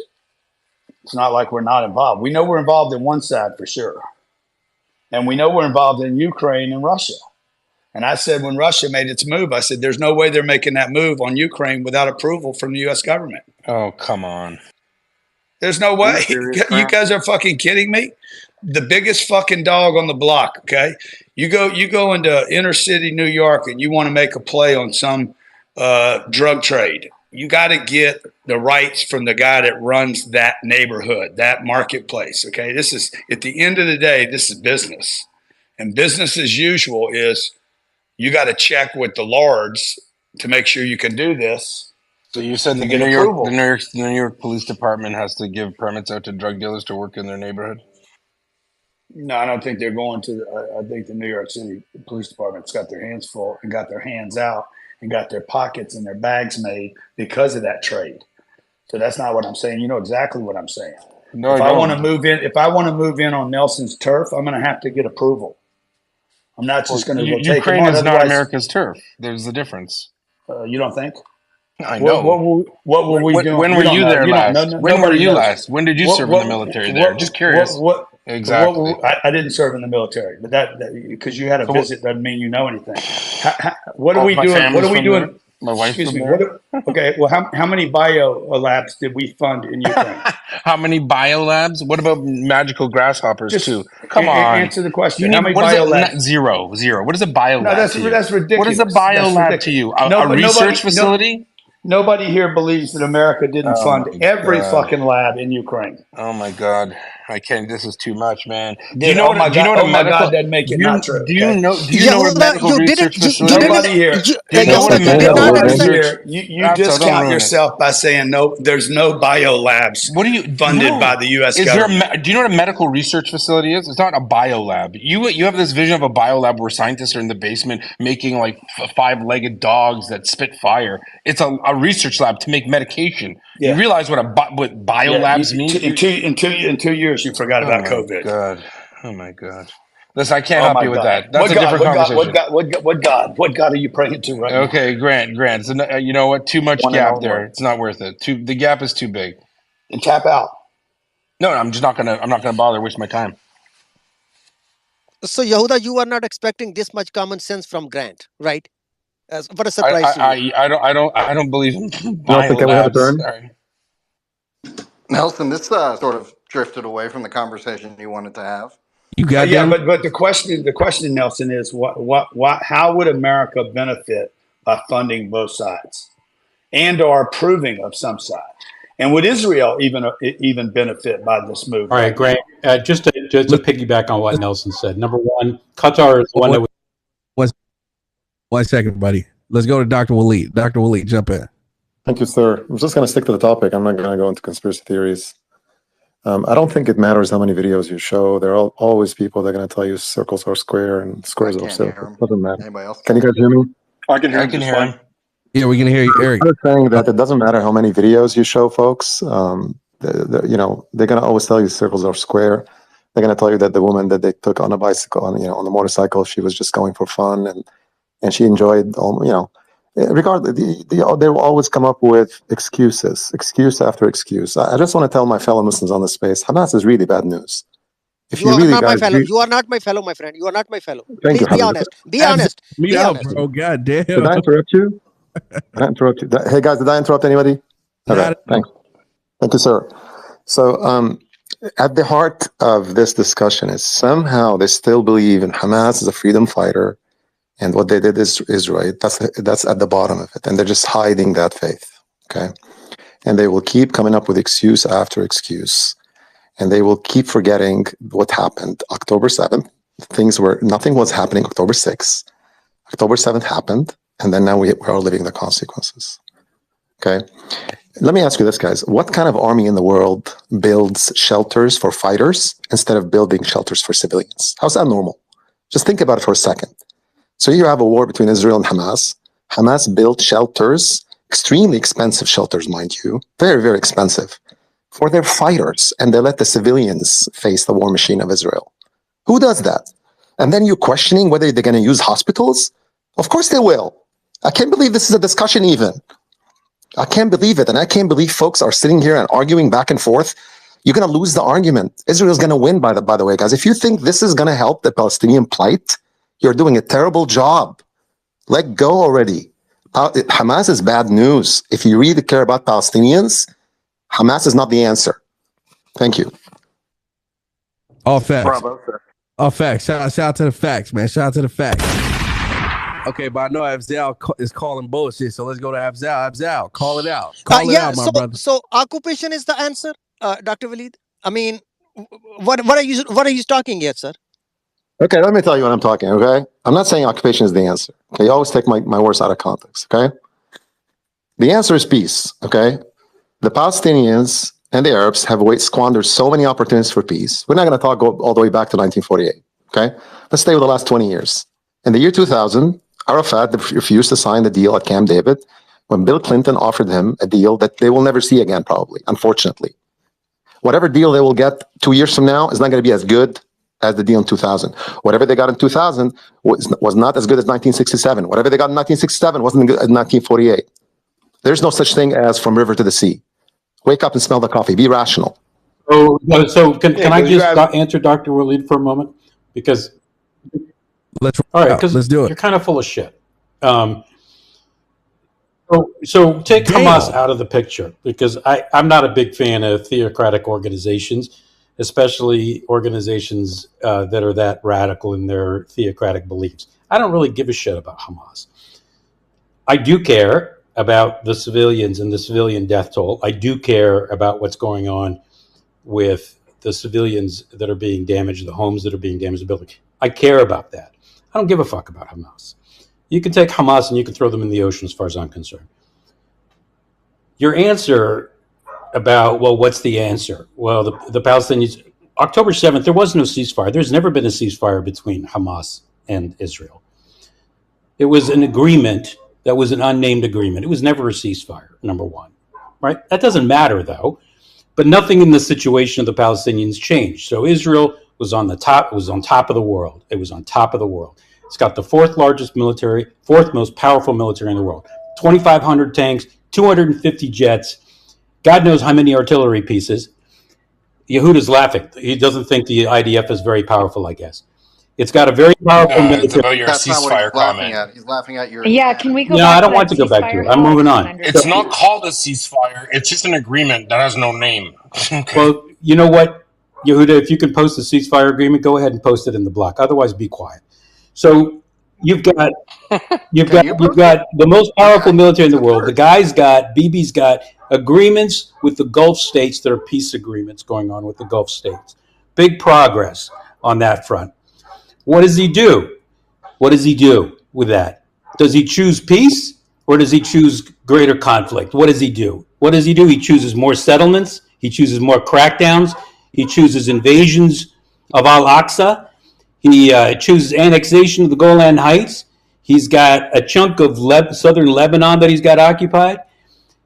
He chooses more drone strikes in Gaza. He chooses when Gazans go on a peaceful march.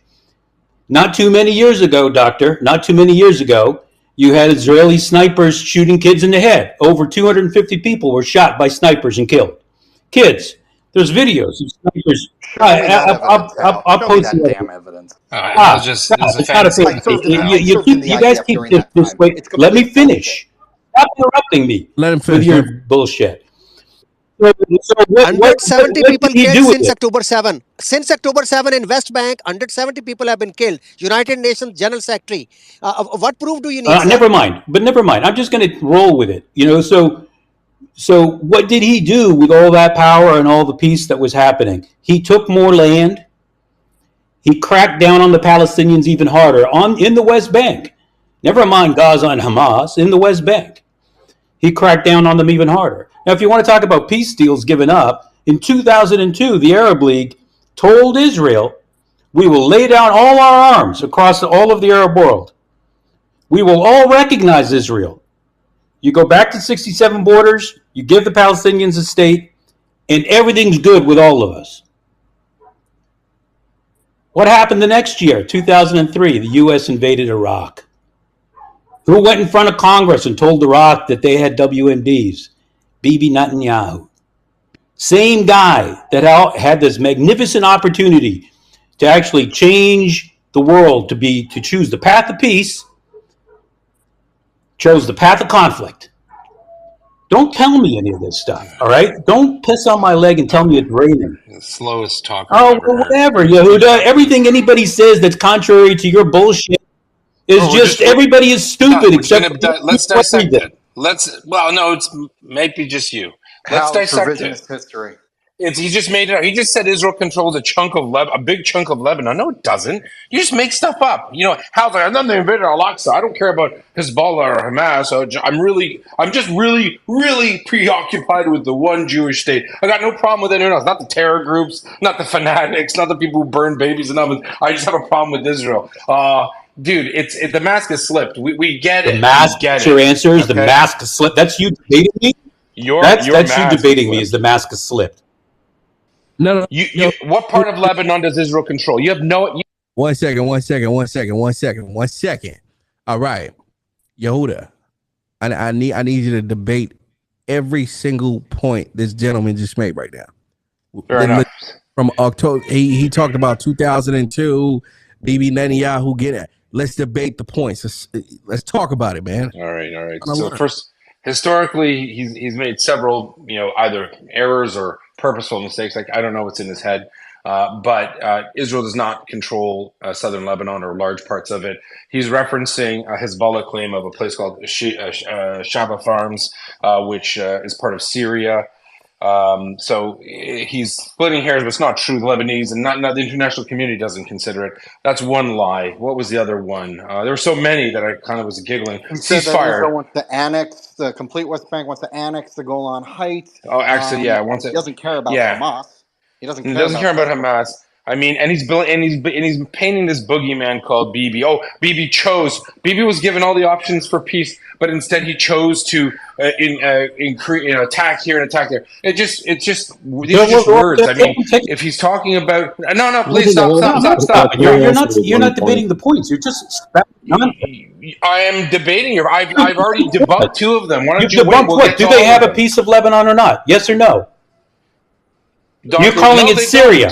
And it's debatable, is what you said. No, I'm not calling it Syria. Everyone's calling it. That's Dr. Walid. He's from Lebanon. What do you let's make ask this Dr. stuff Walid. up?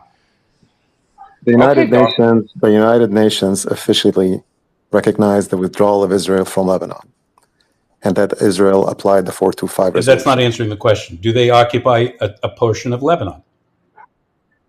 No, they do not officially by the United Nations standard. No, the UN. Again, the I UN can speak to that. The UN does not 425 the UN resolution. has UNAMIL. They have the mission of Lebanon in Lebanon, but under UN international law, it is not considered that Israel occupies Lebanon. They occupy Golan Heights, as that's considered to be part of the Syrian state. But no, the UN mission of Lebanon in that area is precisely to manage with this degree of ambiguity. Did they annex the Golan Heights, Peter? Controversiality. Did they annex the Golan Heights? Well, that's besides the point. You asked about international. No, I don't mean international recognition. I'm saying, did they annex it? You just said that Israel controls a chunk of Lebanon. You were wrong. Will you admit it, or can we move on, or do you want to continue arguing? I'll admit a it. Failed point. Okay. Yeah. Can I answer some of the points they attacked me with? Just a second. Yehuda, not to interrupt you. One second. A couple of points, okay? I'm not even sure who was attacking. Can you guys hear me? Am I good? Can you hear me? Yeah, you're good. I'll yield my time to Dr. Walid, Nelson. Why is there so many Nelsons, Nelson? Oh my guys. So just a couple of points, Nelson. Sorry, because he was attacking me personally. I don't know why, but anyway. I was not talking. One mic. Fuck. Appreciate it. Thank you very Can I much. make a couple of points, Nelson? Dr. Walid, can you not hear me? I don't think he can hear you. Okay. No, Walid, just wait for Dr. Nelson. Wait for Nelson. Tell him I'm going to move him down and bring him back up. Tell him real quick. Okay, can you come back down and up again? He'll put you back up. Well, Dr. Walid, Nelson's going to move you down and bring you back up. Boom. Fucking Yehuda traveling 1 million fucking miles to make 1 point. Shit. Okay. But we just witnessed some crazy shit. Yehuda just got somebody to admit they were wrong. I mean, damn. Man, Yehuda, you see how far you can get without being triggered, my brother? You see Hey, that? I want my participation in that achievement recognized as well. Thank you very much. Okay, well, shout out to man, Peter. Why can't you let this man I'll win? let him win. I'll let Peter win though too. I'll give something back to Hal. Hal's not wrong about one person being a real roadblock to peace, and that's Bibi Netanyahu. I think what Hal's mistake is he's ascribing way too much influence and power to Bibi. So Bibi's kind of like the ugly stepchild, whatever the expression is, the black sheep of the international community. World leaders hate him, like exclusively. Every leader hates the guy. They think he's a total a-hole. He is a total obstacle to peace. Him testifying in Congress, there were 800 million people that said Iraq had WMD. I'm not sure why you'd blame him. He wasn't the straw that broke the camel's back. But in general, he's not been good for the peace process. Totally agree with Hal on that. Totally disagree with the import he gives him. Bibi is not considered a serious player, in terms of the peace process. He's pushed by his U.S. allies, by Europeans, and by the fact that the vast majority of Israelis support a two-state solution. We can't forget that. 70, 80, 85% at the highest point supported a two-state solution. Bibi's only got 35 seats max. That means out of 120 seats in his parliament, he's only got 35. He's got to get another 25, 35 people, party seats to agree with him. So he has to play ball. So I think we're giving him way too much credit, Hal, and I'll tell you this, he's gone. We're talking about Bibi as a footnote here. Once this war is over, there will be elections. Bibi's done. He won't be able to get a job at McDonald's in Israel. Trust me. Okay, but hold it. Do I get a point for that Bibi is an obstacle to peace? So I agree, Yehuda. Never disagree with you on that. The principal point I was pointing at Bibi, but the point I was making, Yehuda, was that Israel was in the power position and they had a lot going for them. And I think the things that they did, this is before October 7th, instead of using that position to move the ball forward in a meaningful way, they did the opposite. And they created a lot of problems, right? They were expanding settlements. They were letting killings go on in the West Bank. They were doing a lot of stuff that was just nasty things to the Palestinians. And Fair. Can I ask you this, Yeah. Hal? Can I just interject? So I agree with you. I can see that point. There's no issue. I'm not a BB fan at all. But here's the problem. Every time the pendulum swings, it goes from people ready to deal and people ready to compromise on the Israeli side. And the problem from their this is from I'm not them, but I'll tell you their perspective. I'm not BB either. I'm saying I'm a Canadian. I'm not Israeli, but I'll say this. The guys on the left or the center left in Israel, like, okay, BB's gone. Okay, we got a clock. Let's go and try to make a peace. And it never happens. So whoever's in power, those who are going to bend over backwards for a peace deal, and then Bibi who will bend over backwards to not have a peace deal. It doesn't matter which Israeli government is in power. It's always the same thing from the Israeli perspective on the Palestinian side. So they look at it as, we're going to get terror, we're going to get this anyway, and that's the problem. For people who want peace, who support the Israelis, especially in the Jewish community, all we do is when a normal government gets to power, we can only pray, I'm like, oh my God, hopefully they can close this deal. Hopefully the Palestinians get their, SHIT together and work with this, Yair Lapid or Perez or Ehud Olmert or Ehud Barak. That's the goal. It just never happened. So it's not that it was never anyone else but Bibi, but even when it wasn't Bibi, it didn't work. Do you see what I'm trying to say? And I know that there are parties on both sides that don't want it to happen, right? And that will go out of their way to sabotage it. And we know we have a lot of history and evidence of that happening. So I 100% agree with you on that. Yeah, Peter, let's jump in, Peter.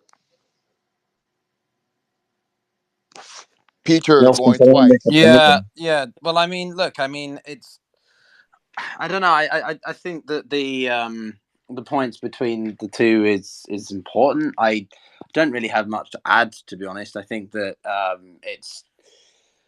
it's difficult to really think about how this war's going to end when there's so many factors involved. October 7th is the sort of thing that a lot of people have been waiting to happen for a long time, and I was talking to one person about the role of Iran plays, and generally this issue is not going to be dealt with until Iran isn't sticking its nose into things as the tentacles, the octopus tentacles that have its feelers everywhere. The Houthis rebels in Yemen have now sort of taken another ship under hostage, and they're supported by the Iranians. So Bibi Netanyahu, I mean, the guy's done. He's the longest serving prime minister, and you would think sort of on the face of it that's a good thing. But this guy is hated by so many people. At the beginning of this year, Blinken was in Israel and basically had to sort of get Netanyahu to say, when he was re-elected into office in the space of a year and a half, no, we won't undermine Israeli democracy. And that was because Netanyahu's basically gotten into bed with some of the most despicable, deplorable people you can imagine. These guys make him look sort of like a nice guy. And a human rights champion. We've got this situation. So yeah, I think he's done and dusted 100%. What's interesting is that one of the previous coalition leaders, Bennett, actually said that he's more right-wing than Netanyahu, but he still operates within the realms of democracy. So you could well see if this situation is stabilized or the Israelis do agree to some kind of ceasefire at some point in the short to medium term, then that's probably when Netanyahu might go. But it's then a question of who replaces him. Is it a centerish candidate like Lapid? Is it more right-wing like Bennett? And what does that do for unity amongst the war cabinet? So it'll be Gantz. You think it'll be Gantz? Yep. Well, then that's going to cause the direction of the Israeli, at least from the Palestinian point of view, to be even worse, isn't it? No. He's even more hard. No. Benny Gantz is a big-time centrist, former chief of defense staff. He's the guy with the gravitas, the respect, the capability. Yeah. But Yehuda, I want him to land. Well, he's made some pretty controversial statements, though, Yehuda, during the war. I mean, if you're a Palestinian and you have Benny Gantz being in power, I don't think you're going to be overly. No, the Palestinians love him. Palestinian leadership loves Benny Gantz. You're wrong on that one. So you think Benny Gantz, in combination with the Palestinian Authority, could come to some kind of agreement over governing? The entire world respects Benny Gantz. The UAE, Egypt, Jordan, everyone really likes Benny Gantz. He's one of those weird unicorns that got into politics when he wouldn't have. He's not the type of guy that would do it. but he was fed up with it. So he's very well respected, and he's a player, and he's legit, and he can carry through. And he's not a scoundrel like Netanyahu. He's well respected within Israel, and I served under his command in the IDF, and he had respect throughout Yeah, but the command guys, structure. I'm gonna be honest with y'all. It sounds like a pro-Israeli love fest up in this bitch right now. All right, Let's get Afsal in. So because like I said, you guys got real comfortable. Put your classical music on. It's time to get some rock and roll up in this bitch for real. So I want to go, Mariah. Let's go. Yeah, I want to talk about 2005 when we gave basically to the Gazan people Gaza, and this is what we get after we let them to come and to work. It was 17,000 people who came to work and made about $2,000 for each day, and we give them water and electric and internet, and we treat them very, very well. Now, if we are going to do the same with the West Bank, are they going to do to us the same like they did in Gaza in October 7? That's my ask one. Man, one second. Who's pro-Palestinian on this damn I stage? am. Because right now, man, it seems like a pro everybody. I'm pro. You know, yeah, I am. Brian, let's go, Brian. That's why I brought you. That's why I brought your ass up here. Let's go, Brian. Brian, jump in. Let's go, All right, man. thanks. I actually want to give Yehuda some credit in terms of I agree with a lot of his analysis on Bibi and that Bibi's done after this. I do think he actually has a lot more influence than any other single person or entity in the process, so we disagree on that. But I also appreciate Yehuda when he called out that biolabs nonsense about Ukraine. Thank you for that as well. I did want to get to some of the stuff with the hospital because I've been hearing a lot of people kind of talking past each other in terms of the people trying to poke holes in Israel's argument. The whole, wait, this was a headquarters here, but there's another headquarters. How are you lying? And of course, there's a whole bunch of headquarters throughout Gaza. Hamas has facilities all over Gaza, but that's also something that hurts some of the points that the people trying to defend this SHIFA operation are making, because Hamas is everywhere. They are the government of Gaza. The idea that over the course of 6 weeks that there's not going to be some CCTV footage of Hamas people running around. And in this case, it's right after the October 7th attacks. They're bringing these people to the hospital. I've seen footage of wounded hostages, or a wounded hostage, and someone who wasn't wounded that was under gunpoint. And the thing is, Israel has access to all of the existing footage. They are releasing only what they think is going to help their narrative. We don't see what happened and where these people went, where they operated on, what ended up happening to them. Were they there for 1 day, a week? We don't know. When the doctors were later giving press conferences in the last couple of weeks, and they said there are no Hamas fighters here now and the hostages aren't here now, both things can exist. Everyone's trying to say, oh, everyone's lying and this and that. And the most horrifying thing I heard is you cannot start holding medical staff accountable when armed Hamas members, who are the government of Gaza, come in, and the reaction is, oh, they are quote unquote collaborators because they talked with them on the footage. We don't know what they're saying. We don't know what was going on. Maybe they were trying to figure out where they could help the hostages or what was going on. They were probably freaking out and asking them, what the hell are you doing? What do you expect us to do with these people? Or do you want us to help them? This person needs help or whatever. We don't know. To speculate and suggest that they're collaborators, that's basically saying that medical staff are legitimate targets. If you use the word collaborator and you're talking about Hamas, you're saying terrorist collaborator, essentially. You cannot start painting medical staff in a war zone as collaborators, because MSF, their whole philosophy and the philosophy of all doctors and hospitals is supposed to be, it doesn't matter what side you're fighting. It doesn't matter if you're a terrorist or a legitimate military person or a civilian. If you come to our doors and you need medical help, you will get treatment. Okay. And the idea that people are going to start trying to paint, because I've seen all these people on Twitter basically trying to paint with a broad brush, the staff of the Hamas-run hospital are collaborators and supporting terrorists. That is so dangerous. So many of these medical staff have already been killed just trying to help their patients, and to suggest that they could be, because the next step is to suggest that they're legitimate targets.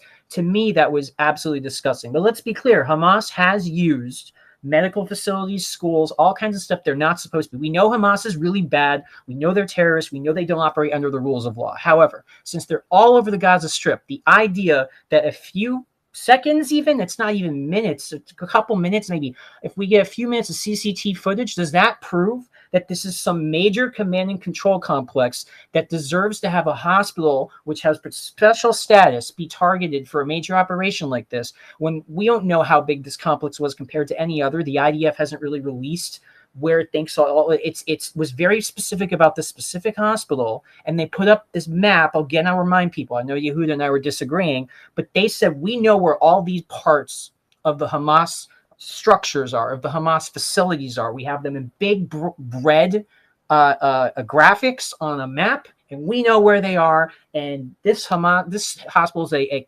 HQ. And it doesn't matter, node, control, commands, whatever it is. It just means the same thing. The idea was that this was a major Hamas hub.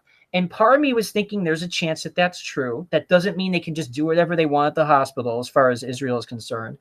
But I was expecting a big firefight with Hamas defending the hospital, getting all kinds of people killed, trying to blame Israel and turn it into a war zone.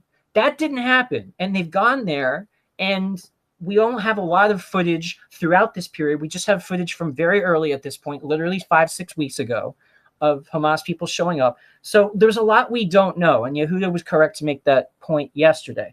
But there's a lot we don't know, but there's enough that we know in the sense that we don't have evidence. And a motorcycle with a bullet hole, a few weapons here and there, some people showing up with, even with hostages. Again, they're all over Gaza. There's 240 plus hostages. There were probably more, and some, because they say 240 now, that's after a lot of bombing happened in northern Gaza, where possibly some hostages have been killed. There could have been 300, who knows? 2, 3, or 4 hostages showing up at the largest hospital complex in all of Gaza is not like some giant piece of evidence. Aha! It's just what would be expected under the circumstances, again, when Hamas controls everything. And so far, the claims Israel made are way bigger than what the evidence supports.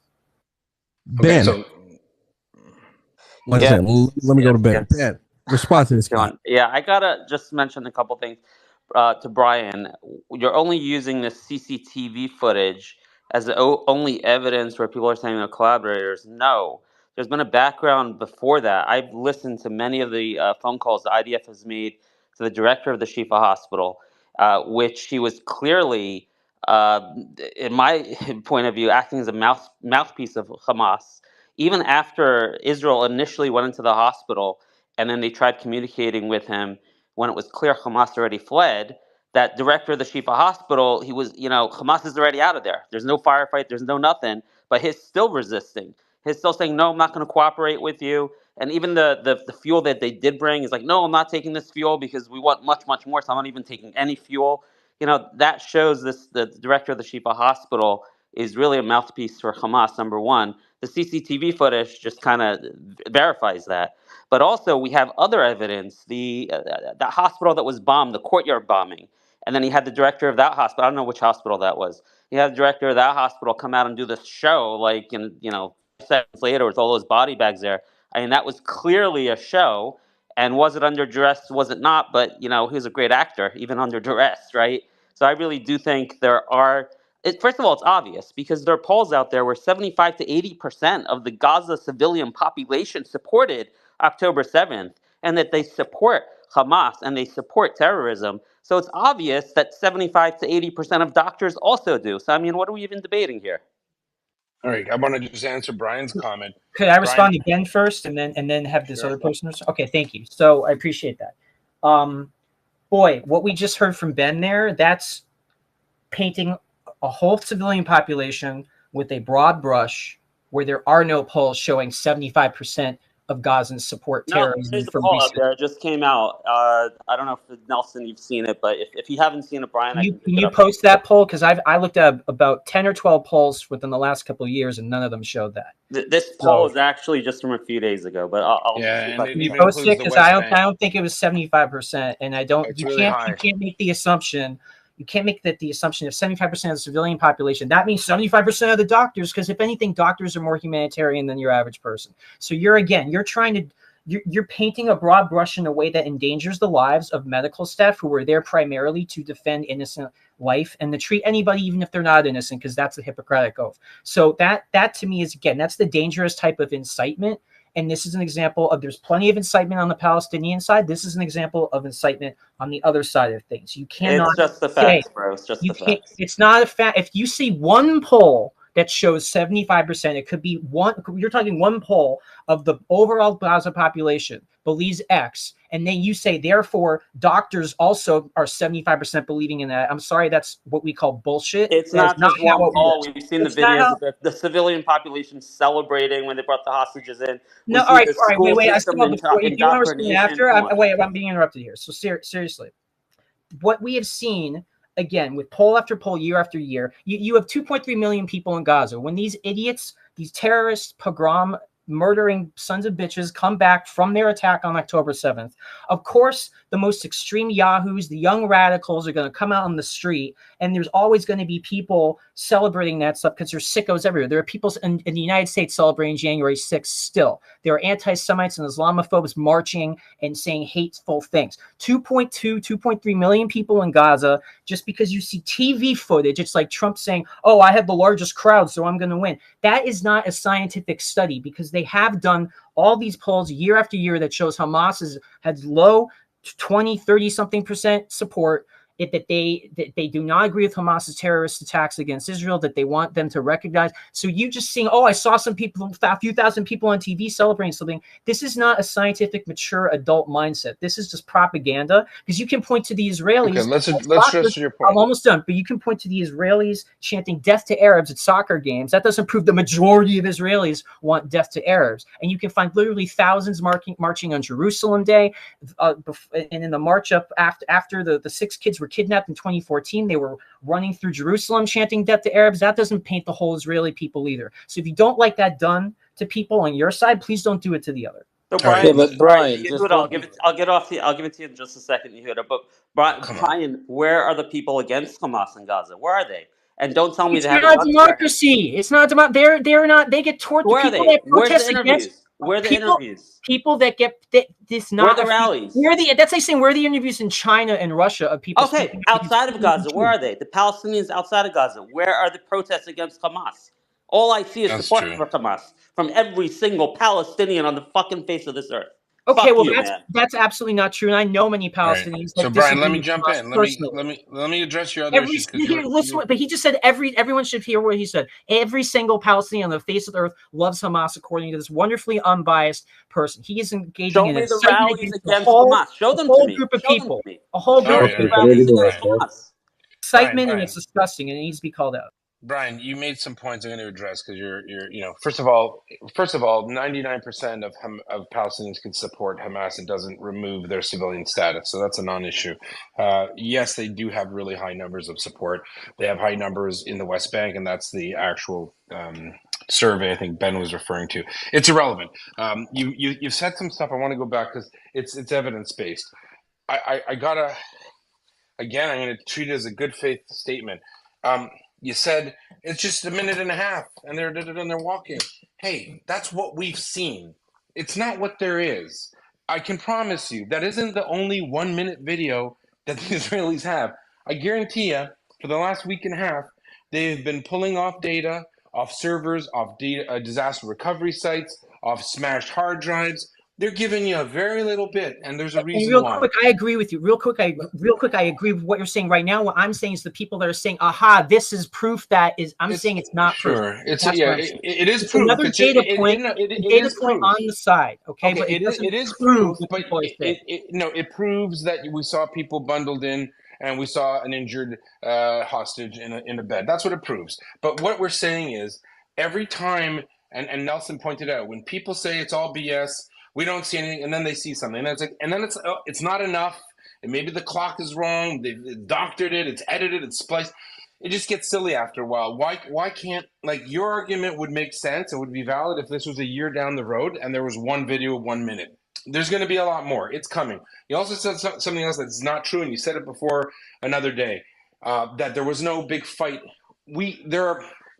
There was huge fights around SHIFA Hospital. Around, not in the complex. No. It's in the complex itself. There were fights at SHIFA Hospital on the grounds surrounding it. That's how you get to a building. You walk up to it. So yes, there were even. Let me. It's not the outskirts. It's the compound. It's the actual hospital. You don't magically go from the road inside an operating room. You have to progress to the front door. So you had videos of Hamas people running out of the hospital with RPGs, which shouldn't be in a hospital. No, that was Al Quds Hospital. That was Al Quds Hospital. There are other videos. Stop. You speak. When you speak, I stop. So stop. There are plenty of videos. You might not like it. You might not know about it. Maybe I'll send you the link. There's tons of. Yeah, I'm doing something right now. I'm talking to you. There's plenty of information that shows Hamas was there. There are videos, there are audio tapes. You're setting yourself up for embarrassment. Why not just wait? Wait, as we keep saying, you're going to get more information. You're going to see it. It's not a secret. And again, to the individual who said about how many people support Hamas, it's not illegal to be an asshole. It's not illegal. There are people in the West who are supporting Hamas, saying, yeah, kill more. Woohoo, Hamas is great. I mean, it proves that you're a very conflicted, kind of a monstrous human being. But it doesn't remove their status. However, there is something, and John Spencer's in the audience, and I want to, lovingly throttle you, Brian, when you keep saying it doesn't matter what happened at the hospital, it doesn't remove its status. That is just not true under international law. It does remove the status. So one Hamas guy sitting with a gun shooting out a window makes that hospital a valid military target. You may not like it. You may not feel it's fair, and you're right, life sucks, things aren't fair, but it does remove its status. And there have been more than enough videos, there have been more than enough proof that Hamas clearly has been using the hospitals. And if God forbid it comes out on tape that there's audio and there's video of doctors in Al-Shifa who are working with Hamas openly, then you know what?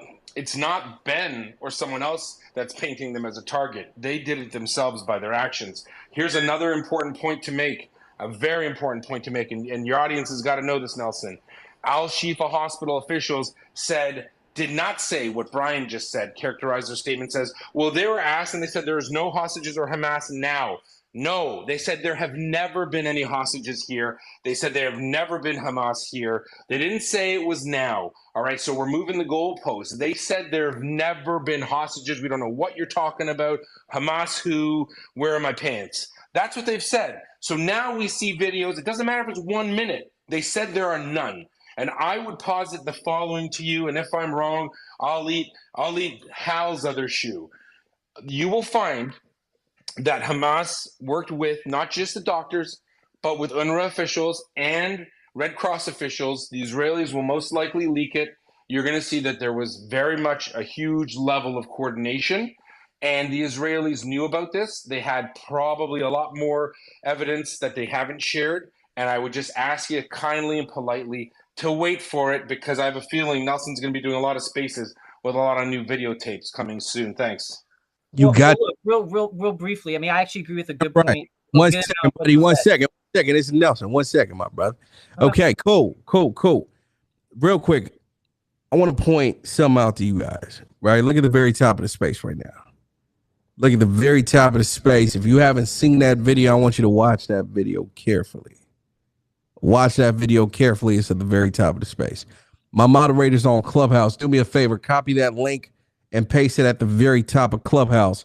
I want you guys on that side of the audience to watch that video as well. It's going to come to the top very soon.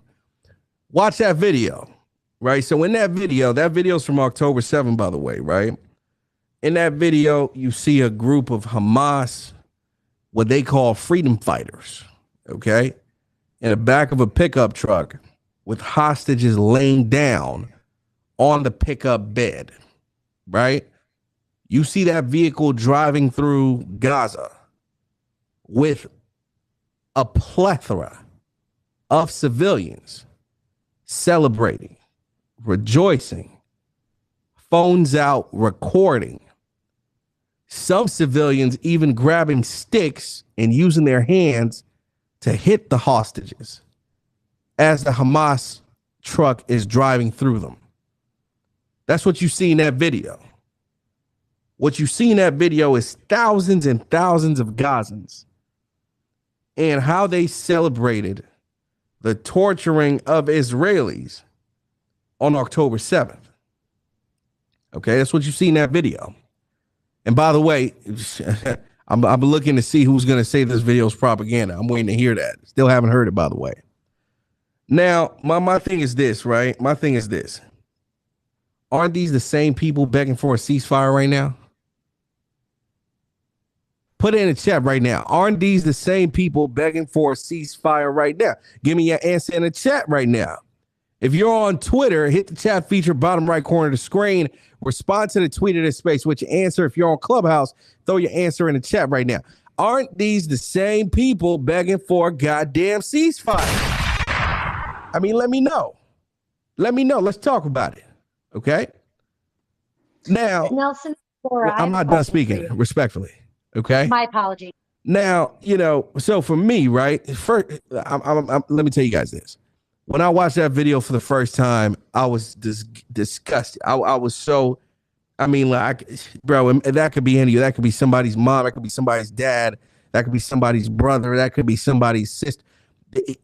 You went for a fucking festival, right?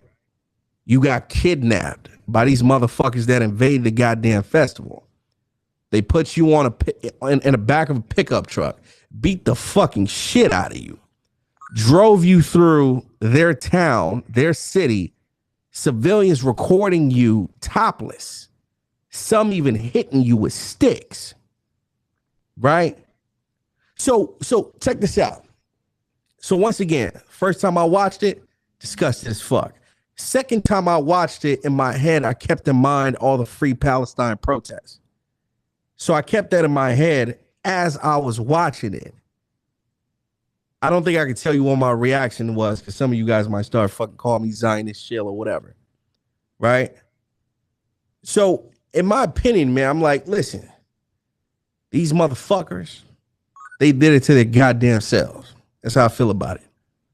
They did it to their goddamn selves. Recording that motherfucking video, celebrating these Hamas motherfuckers as they were taking these innocent civilians, driving them through their city. They were celebrating this shit. What the fuck did they think Israel was going to do about it? Just sit down and act like nothing happened? What the fuck did they expect? What did they expect? Let's keep it real. What the fuck did they expect? Okay? Where's a social worker when you need one? You dig what I'm saying? And on top of that, you go back to the other video of the CCTV footage. These Hamas motherfuckers are taking these hostages into this hospital, and medical staff are assisting them.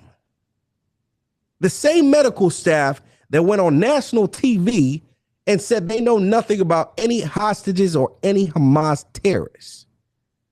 I mean, ladies and gentlemen, make it make sense, man. Make it make sense. Make it make sense. I can make it make sense. You goddamn mic, bro. I'm not done. So before I go to any of these speakers on the stage right now, I want to hear from you guys in the audience.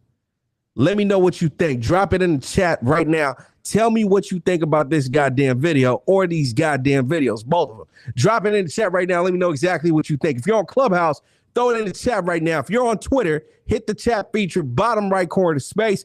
Respond to the tweet of the space. Let me know exactly what you think, right? But that being said, let me go to Futility on the stage. What do you think about this shit? You tell me. I'm gonna start. I have a lot of points to cover. Honestly, I've been listening a while now. I'm gonna start with the SHIFA CCTV and the announcement of everything happened. So basically, I'm following both sides and both statements coming out from official personals. What happened is after the 7th of October, there was a lot of people sent to the hospital because they were injured by Israeli bombing on the Gaza Strip. And these are hostages for Israeli hostages that was bombed. That's why we saw these on CCTVs, which was actually... Don't cap here, bro. Hey, calm down. Israel didn't start bombing Gaza till like the next day. Yeah. They didn't start on October 7th, so chill on that bullshit. No. Wait. October 7th. Nelson, they also, on the first day, they start bombing. On the first day. Not the Gaza Strip.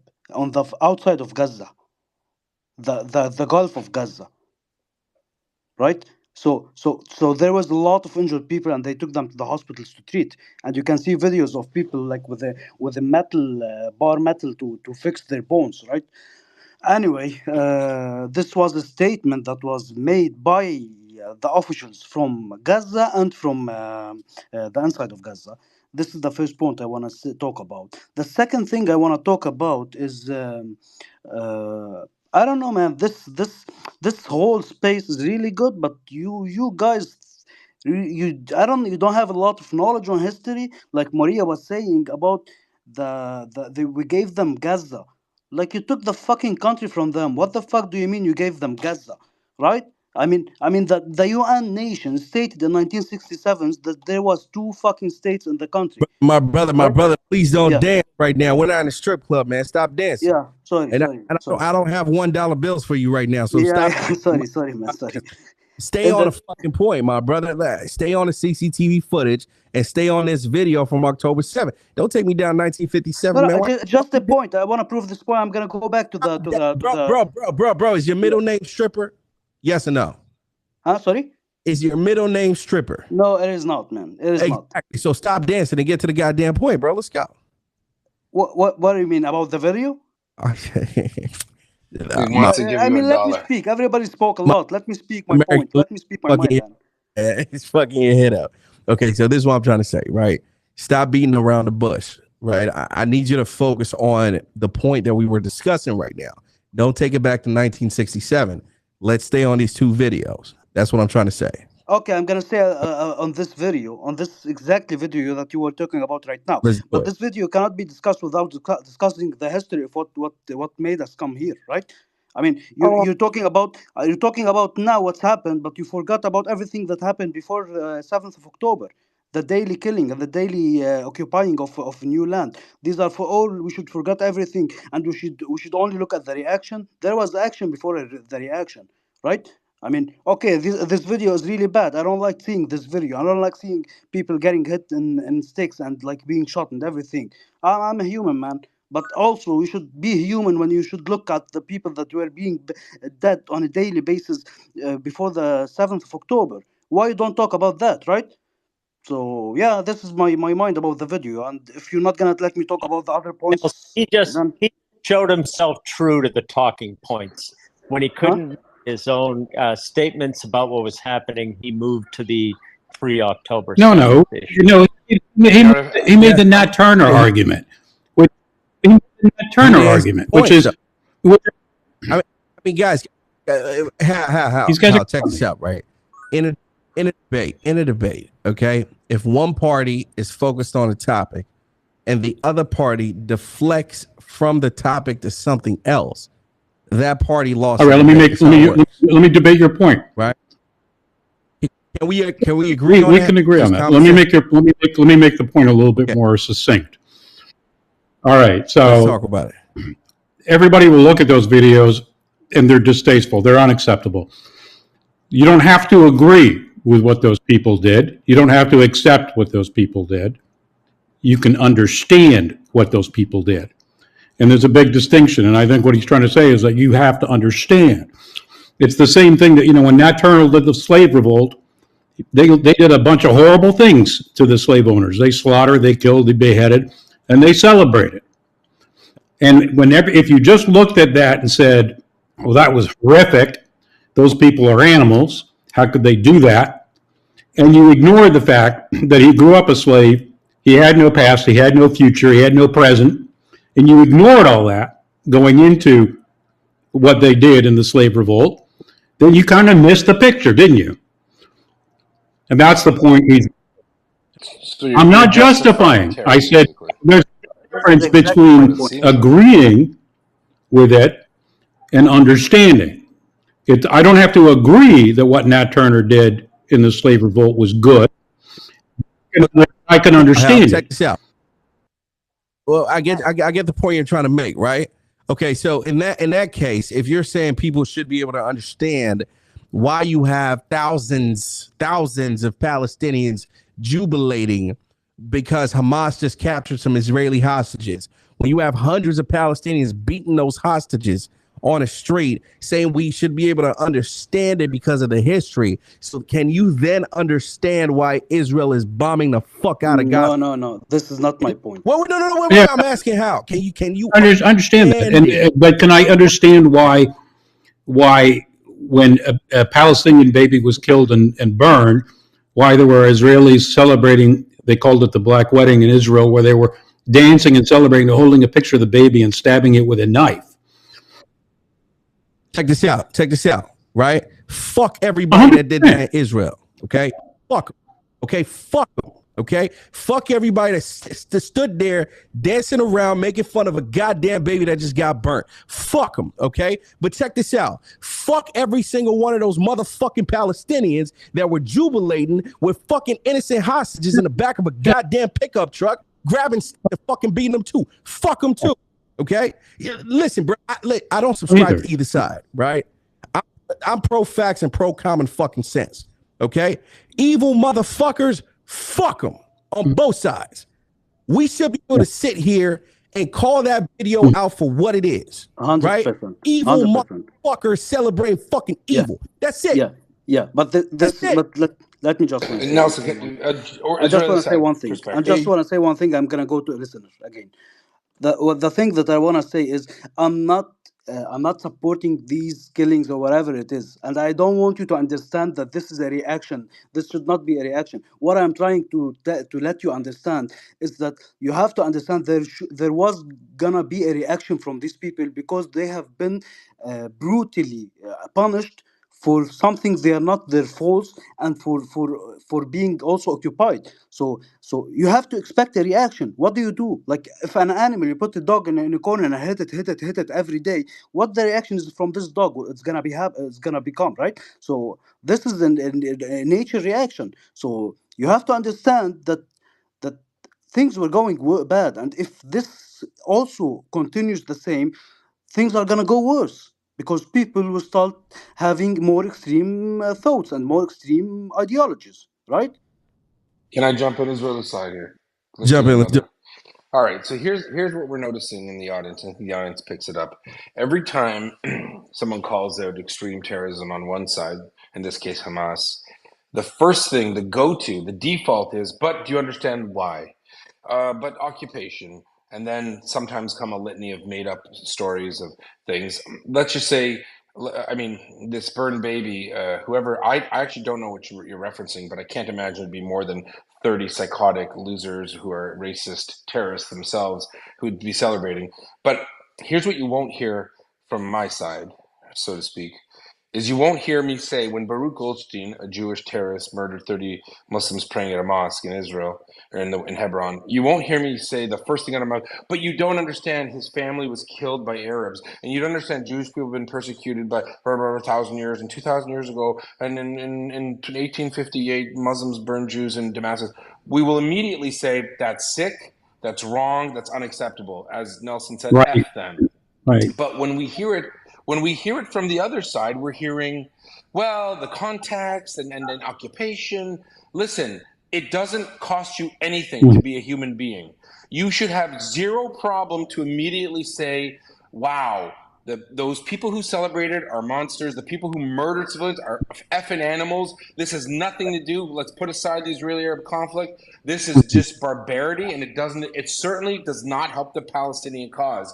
I would say to any, I've shut down racist people from Jews or pro-Israelis all the time. You should see my hate mail.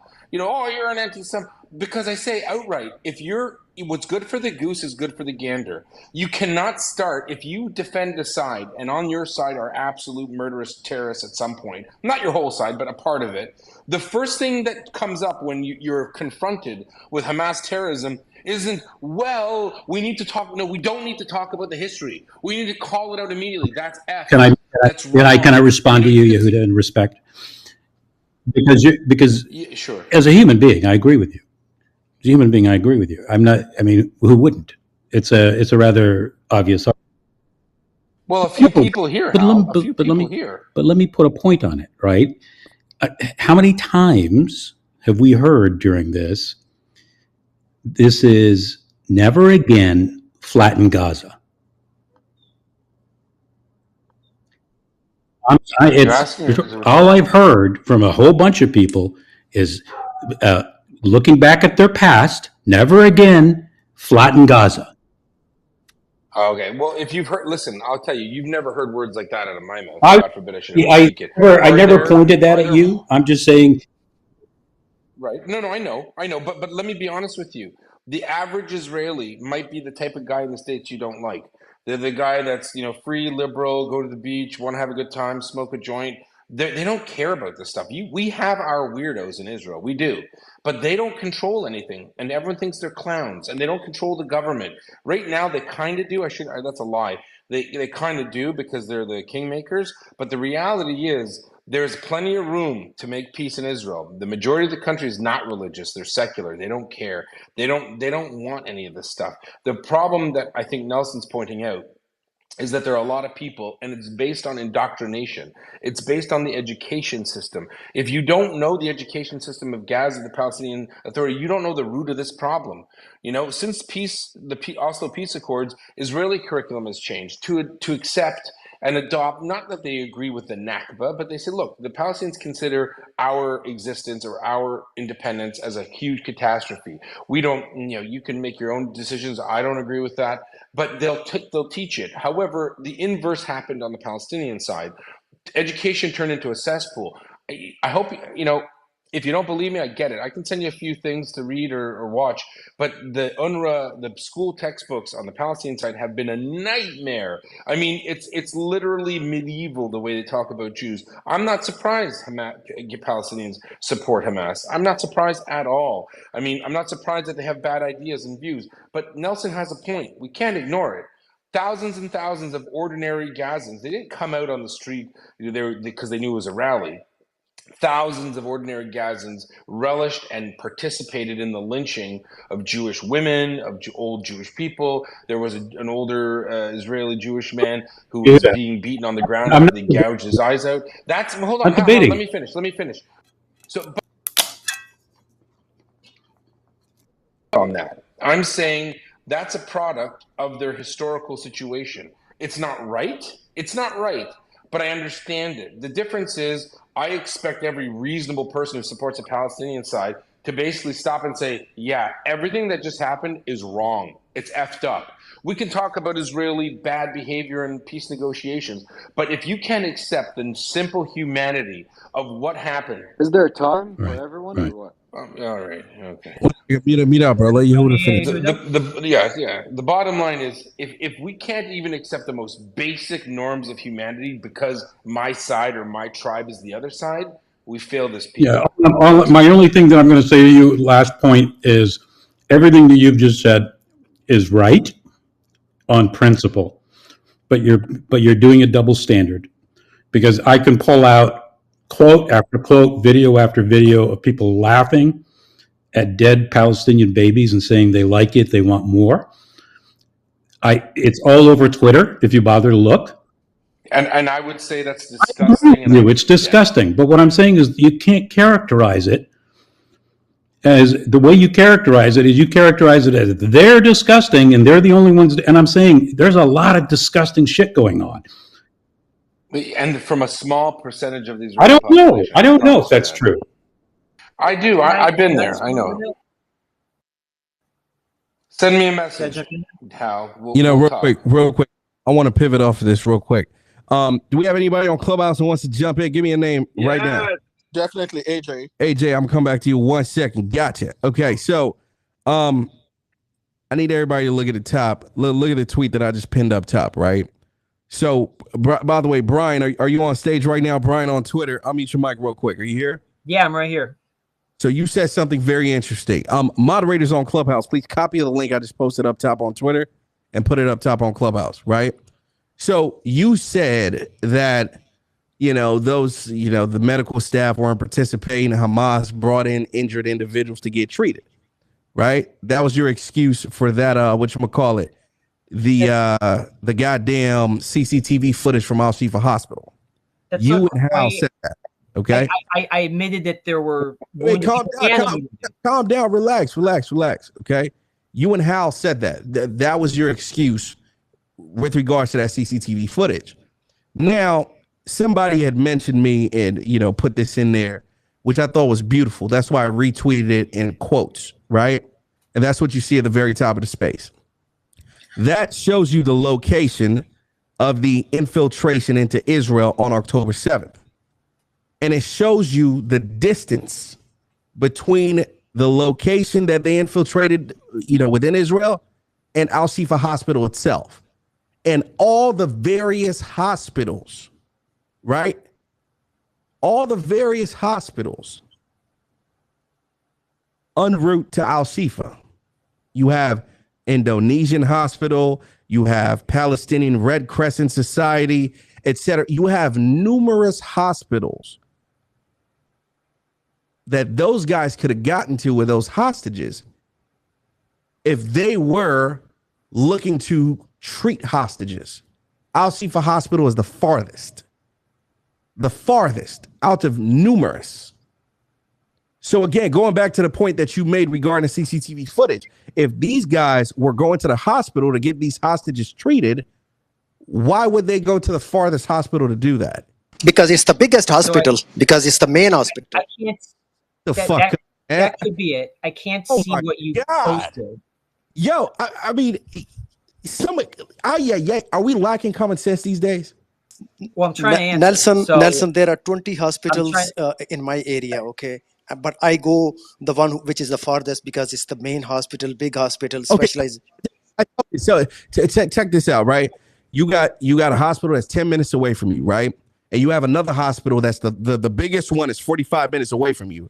And your wife's water just broke and she's about to fucking give birth to a baby in a goddamn car. Which hospital are you going to go to? Nobody's water broke down. The one we saw on CCTV, nobody's water was broken. Nelson, come on.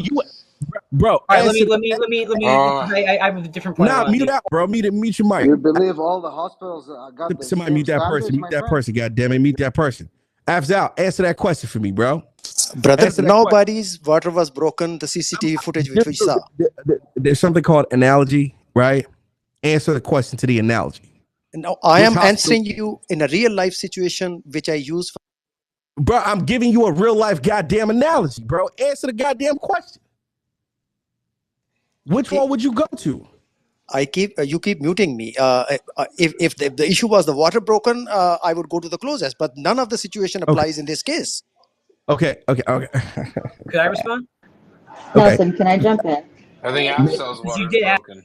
Man, Tally, I'm losing brain cells listening to Afzal tonight, man. I swear to God. Tally, help me out. AJ's waiting. Yeah. So let's assume for a second that some of you people are correct. That the reason that they went to the furthest possible hospital from where these people were abducted is because they wanted to give them the best care. Let's say that's true. This still indicts many of the organizations like the UN, like the Red Cross, like Doctors Without Borders, who have had people on the ground saying very clearly, we are here every day and we have never seen Hamas walking through the halls of this hospital. They are not here. Do not come in here. Hamas is not in this hospital. We saw on CCTV them coming in with AK-47s strapped around their shoulders, okay? It was very clear that the people in that hospital, at the very least, know that Hamas fighters, active fighters, come in and out of the hospital. So even if they were trying to get the best possible care for these hostages, which I have a very hard time believing, it still shows that Hamas has been infiltrated into this hospital and that all of these doctors, yes, I'm indicting the doctors here, and the mouthpieces for these organizations lied.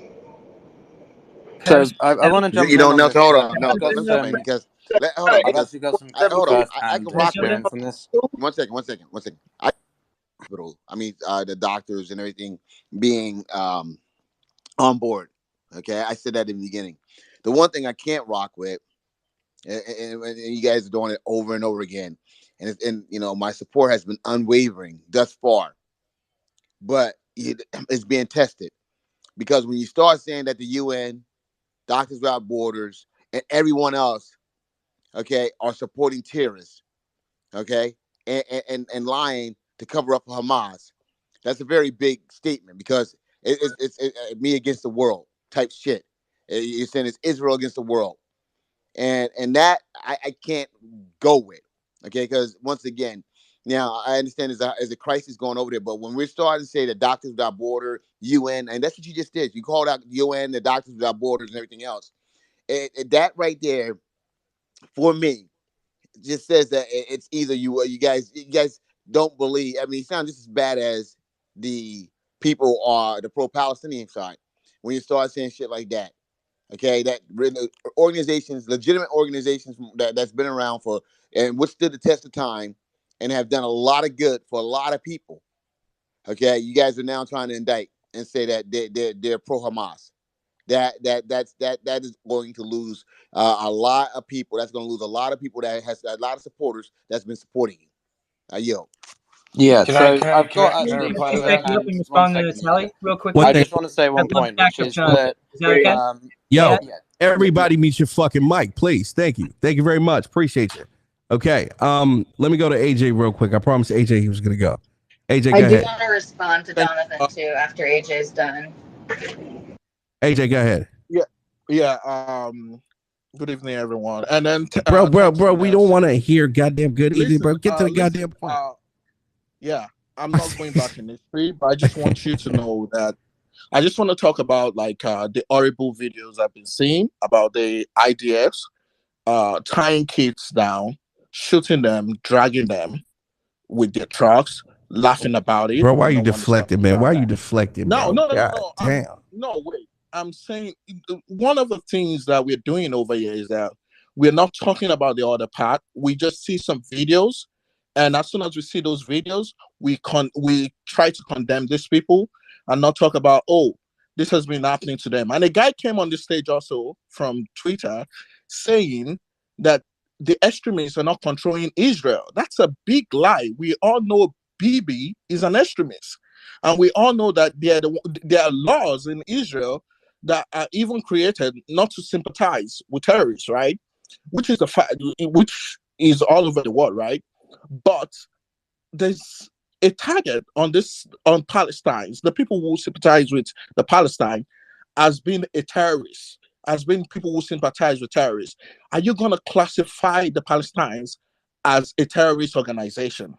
There's a video also, which you guys are not even looking at, of an IDF soldier throwing a grenade into a mosque where people were praying.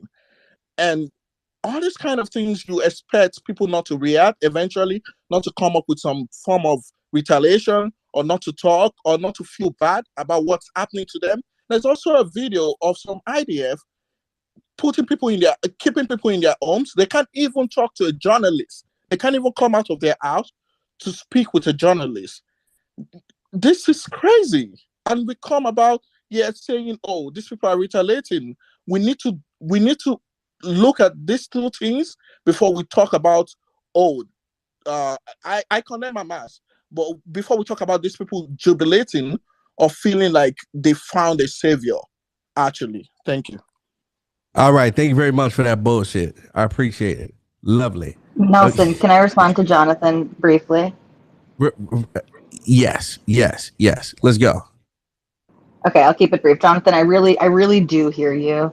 And I'm not trying to say that all of these organizations have some giant conspiracy theory against Israel. What I will say, and I hope you'll check this for yourself, everyone, Doctors Without Borders, for example, along with different committees, but I'll focus on Doctors Without Borders, they posted that the Al-Aqli hospital was bombed by Israel, that hundreds of people died, and that the ceilings of the operating rooms were caving in. And they quoted one of their doctors. We all know that once the sun came out, the hospital is completely intact, that hundreds of people did not die. This is still their official position on their website and through all of their social media posts. And so I don't like the fact that I have to accuse some of these organizations of having maybe co-conspirators involved, or people who maybe their lives are being threatened. Honestly, maybe some of these doctors, they know they can't say the truth because Hamas literally runs the hospital that they work in. But the evidence is out there, Jonathan, that some of these organizations have consistently gotten it wrong here. Yeah, I want jump to add a in. few Well, May I you didn't respond, say to one Sally? this, second. One please, second. because One it's second. actually You didn't something I earlier. welcome, You didn't say that they got it which wrong. is You accused the Red Cross, the UN, and Doctors Without Borders of being in cahoots. Is what you said. And I said, Jonathan, yeah, can I I said there ask are you? yeah, I doctors, want to but yeah, because can Jonathan, I there are, provide some again, a actual doctor, like hold on, clarity to this, please? a doctor from Doctors Without Borders is the one who said to Doctors Without Borders that the hospital, the one that was supposedly an Israeli airstrike that turned out to be an errant missile from PIJ or Hamas, one of their doctors said that the hospital collapsed, killing hundreds of people, and that the operating room fell in on them. So yes, I'm saying there And are never people who are found them. compromised. Correct. Yeah. The So hospital's look, still there. May I respond to Tally also? Tally, a bit Would of that be okay? information about this. One May I? second, Brian, please. Which is that look, I think it's quite hard to deny that we have. I mean, the hospital is massive, right? It's a big hospital. We've seen but just one area that these tunnel networks are purportedly in. And to Yehuda's point, we need to wait for more time to find more details. Command center, the extent to which Hamas has been present in and around the hospital as well as underneath it, right? Second, though, it's pretty evident that there is substantial tunnel networks and that this is not going to weaken Israel's arguments that they have a genuine security concern that they need to deal with, right? That's besides what happened on October 7th and the long-standing grievances that the Palestinians have. But to the point about the UN and humanitarian bodies, I actually lost a colleague in October 7th because he was one of the people killed. You have people who live in Israel and they go into Gaza as, humanitarian workers, right? They are there to work with different law enforcement, different groups in a quote public services sense. So they're there to develop social services, facilities, amenities, and so on and so on. It's what you do in parts of conflict or areas of fragility. And they were not necessarily in that specific hospital, but there is specifically when it comes to things like the UN or the Red Crescent specifically, they have a mandate to work with people from both sides. An example I can give to you, and I know some people will say, well, this is Russia versus Hamas, but the Red Cross were working with the Russians in the early days of the war in Ukraine because that's what they do.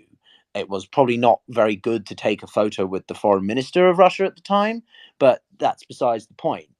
These groups have to engage with people who control the situation, much like the media has to adhere to the laws and regulations of the IDF force. The BBC can't go into the hospital until the IDF allow them to, right? So the humanitarian agencies, if they want access to every single spot in the area, they're going to have to engage with Hamas. And therefore, whilst I appreciate we're talking about maybe certain phrases or pieces on the internet could have been changed or taken down, is one thing, but I wouldn't necessarily say it's co-conspiracy because, or co-conspirators because they're having to engage this group. It's a necessity if you truly want to be providing humanitarian relief.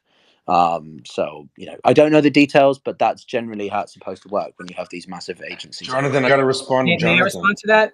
May I respond? Well, I was waiting before you there, Brian. I was waiting. I was actually waiting. I was waiting before you, and I let you go ahead of me once. So why don't you pass it up? Who's this, Hal or Yehuda? It's Yehuda. I mean, Yehuda, please, you don't sound like Hal. You were speaking at the end before I got to respond to you. So actually, I would be happy to yield to you, but you did speak before I did. 1 second. Let me. All right, let's go. 60 seconds of Yehuda, 60 seconds on Brian. Let's go. Thank you, sir. Yeah. So, listen, Jonathan, I'm all about respecting international organizations, but I got some bad news for you. And I'm not going to lie, full disclosure. I told Nelson, this video that we're seeing is one of a lot of information that's going to get dumped soon. A little birdie told me. Maybe I read it on Reddit. We're going to see. I suspect. How about this? I'll frame it this way, Jonathan. I suspect we're going to see a lot of information coming out from the Israelis that show that UNRWA directors, senior management, middle management, International Red Cross management, who are local, by the way. John, these aren't all Danish people and Swedes and Japanese. A lot of these people are hired locally because they live there. But you're going to find out that there's a huge intersection between Hamas supporters. You might even see party memberships, ID cards, payrolls.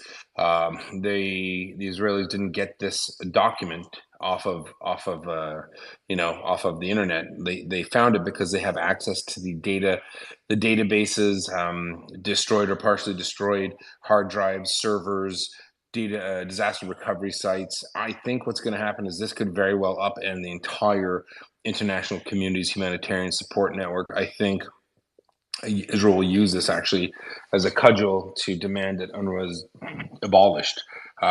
You're going to see this a little prophecy. Don't believe me on anything I'm saying right now on a 1 minute video, but I highly suspect, based on I have it on good authority, let's just say, that the Israelis now possess a plethora of information which indicates that in fact the United Nations groups that work there, again, these are all local people working there. It's not someone in New York, and the International Red Cross and UNRWA have actually openly colluded with Hamas in not just the planning of this, but also the execution of the hostage taking. I think you're going to find that they will release evidence when it's appropriate that hostages were taken out of SHIFA because they were going to be either treated and then brought down into the tunnel system to be traded. And it's going to implicate, unfortunately, doctors and medical staff. I don't believe they should be targeted personally. It's irrelevant. But this is a lot bigger than what we're seeing. This 1 minute clip is going to give rise to like months of discussion, Jonathan. And I hate to say it because I would never want an international organization. But the Israelis have been saying it for years. And if we're seeing a couple of clips, think about it for a second. The majority of hostages taken were Israelis. We've only seen clips of 2 non-Israeli nationals, and I think there's a reason for that. I think the Israelis don't want to box themselves in a corner. If they show their own people that Israelis nationals were taken, that there's going to be all sorts of venom and fire that's created. So they're showing the ones of the foreign nationals. So in other words, statistically, if 3% of all the hostages taken were foreign nationals, and the only clips the Israelis have showed us are foreign nationals, statistically, it means they probably have every single friggin' camera tape, 150 cameras at the facility, times by 6 weeks, plus a week before. This is bad news. This is bad news for the integrity of international organizations. And although I heard what you were saying, Jonathan, but tally wasn't off, and I think we're going to see some really bad stuff down the line. Thanks. Okay. With that being said, let me just say this real quick in response. Okay, and I mean this. If we're going to start indicting international organizations for our purpose, then we need to indict the IDF. All right. So, and I'm a supporter. So, because if the international organizations, okay, is now fair game for the fodder, all right, the IDF is as well, and that's the dangerous game you guys are playing. Okay, because once again, you guys, are sitting here saying, "Oh, Doctors Without Borders, Red Cross, and UN, and everyone is bad." Okay, let's be clear. The IDF is no fucking saint. All right, so when we sit here and we try to sainthood one fucking organization and demonize every fucking one else, okay, that shit don't look. That shit it's starting to look like the Palestinians. It's starting to look like what the fuck Hamas is doing. Now, you know what I'm saying? I believe that I believe doctors and medical staff was involved.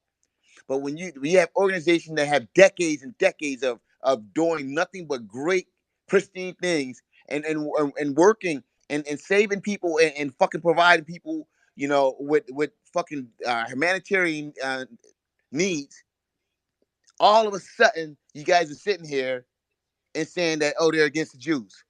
They're against Israel. No one said that, John. You're doing that. Okay, one second. You hold it respectfully, all right? Because now, for your purpose, okay, we got to question everyone. The only one person you guys haven't told us to question yet is IDF. Question them. No. That's the only thing you guys have. And I'm pro-Israeli, and you guys and I call bullshit either way I see it. I call bullshit. So either let way me I respond. see it. Let me respond. I was supposed to, Yehuda, you went for a while. I was supposed to go after you. No, so but this is a direct response. No, the person that's supposed to go next. Let's go. Thank you. Thank you. And I want to hear your response after you. I do. But no, I'm totally with, I mean, this is the thing that people on the pro-Israeli side don't get. Jonathan's on your side, and you don't take any constructive criticism, and it's always just whitewash this and that. Now, to be fair, Yehuda, you were pointing out some things that you didn't like about Netanyahu and everything else. But then when it comes to the conduct of the IDF or anything about the Palestinians, it's like, oh, it's a few bad apples. You look at the situation with the West Bank, there are settlers in the government allied with the people who are committing That's not the terrorism IDF, though. That's against, not the IDF. No, I know it's not the IDF. I'm talking about the government as a whole and who's running it now and who's also running the IDF, right? And they're arming, they're creating paramilitaries. They're literally getting weapons to arm settlers with. They're getting it from the government. So it's like an extension of, it's like a paramilitary version of Ministry of IDF. Interior. Yeah, right? and I disagree with it. Yeah. And I'm glad that you but do. you did. No, sir, you spoke a lot before I. All right, thank you. I really appreciate what Jonathan's saying, and I just think that, and it's the same thing with a lot of my Palestinian friends. Any criticism I put on their side, it's like, oh, I'm a Zionist or something. And the thing is, the Israelis, I understand that it is fair for Israelis to say, and I know you will agree with me, it's fair for Israelis to say that in terms of the portion of criticism that they get from the UN, that there is a level of bias and anti-Semitism in terms of how often they are singled out. However, that doesn't make that mean the criticism is invalid. And the problem we're having with the hospital situation here is we're trying to make these arguments oversimplified. I said Hamas is all over Gaza. Of course, they're going to have a presence at the largest hospital complex in North Gaza, in the whole of the Gaza Strip, actually, not just in northern Gaza. And what keeps happening is, oh, see, here's some video. Hamas was there on this day 5-6 weeks ago, and we're going to get more video, and we're going to see more video of Hamas here and there. And we're seeing a couple of people here and there with a couple of hostages. This is a very large complex. This does not prove that it's infested with Hamas. That's because, again, the claim that Israel made wasn't, oh, there are some Hamas fighters and therefore we have to go after Al-Shifa Hospital. They made it sound like this was like ground zero for Hamas Central in North Gaza. And we still don't know that it isn't. Excuse me. They made it sound, and again, they made it sound. And it still is. They made it sound like it was this massive headquarters complex, and they showed us a map with very specific places all over the complex that they have not been able to produce. And they have been able to produce. They haven't shown you. Not what was. Look at my thread that I put. Excuse me. I posted this thread and I posted the image in a reply. Look at the map. There are huge parts of the map of the entire complex that are outlined in red. Hamas headquarters, Hamas this, and that stuff has literally not materialized. So my point is, just because they found a few tunnels and a few weapons caches and a few photos and videos of Hamas staff at some point in time being there, this is not the claims they were making. They were making much. I'm not done. I'm not done. You spoke for a long time too. I'm almost done. The claims that Israel is making are not even a few more bits or pieces of video are going to all of a sudden back it up. The claims Israel is making are so much louder than their bite. The bark is so much louder than the bite. And what's annoying is I'm seeing online and other people, and you were doing this too, you were basically saying, and I called you out on it, you did kind of back away, and I appreciate that. People are saying, see, these 3 videos that came out of these 3 hostages and these Hamas fighters from 6 weeks ago, that's proof that this is a Hamas headquarters. It's proof of complicity of all the medical staff and the UN and MSF. And to me, that's just, I'm sorry, that's propaganda. It's more drops in the bucket of the argument you're trying to make, and it's still a shallow argument. All right, are you done now? Can I reply? Yes. Okay, so you keep using terminology that you're too sophisticated and too smart to do this by accident. So I think you're being dishonest. I'm going to tell you what it is. You keep saying the IDF is unable to provide. That's a damned lie. They have not provided it. Not they're unable. The IDF has never said, "Hey, Brian." Can I quickly correct you? No, you may not. No, you may not. That's not what I said. I said they have a map and they went there and it wasn't there. Let me interrupt you, so you don't interrupt me. You said they are unable. Play the tape. Play the tape. You said they are unable. You said that, not me. And I keep saying to you, be quiet. Wait. You're an adult. You can wait. You're like a child. Yehuda, I want you to make this quick. Hold on. 1 second. Hold on, Yehuda. Yehuda, hold on 1 second because I want you to make this quick because we want to move this mic around, man, because there's a lot of people that's been waiting to speak. Yeah, you're right. I'm going to step down. Don't worry. I've been talking too long. Bottom line is you keep using terminology to paint Hamas in a very favorable or like they're kind of like they're absolutely am not painting dummies. them as favorable. Yeah, I never said that. I you've never even said said that. You're putting words in my mouth, brother. I never said that. I'll tell I you, said condemn Hamas. you've even said that they weren't even at the hospital. They were just passing through. You said that yesterday. They were just passing through. We're here. Hey, can I get a drink? No, You're this putting is not words true. in my mouth. I'm sorry. Play the tape. Listen. You actually said Hamas were not at Al Shifa. They were passing through.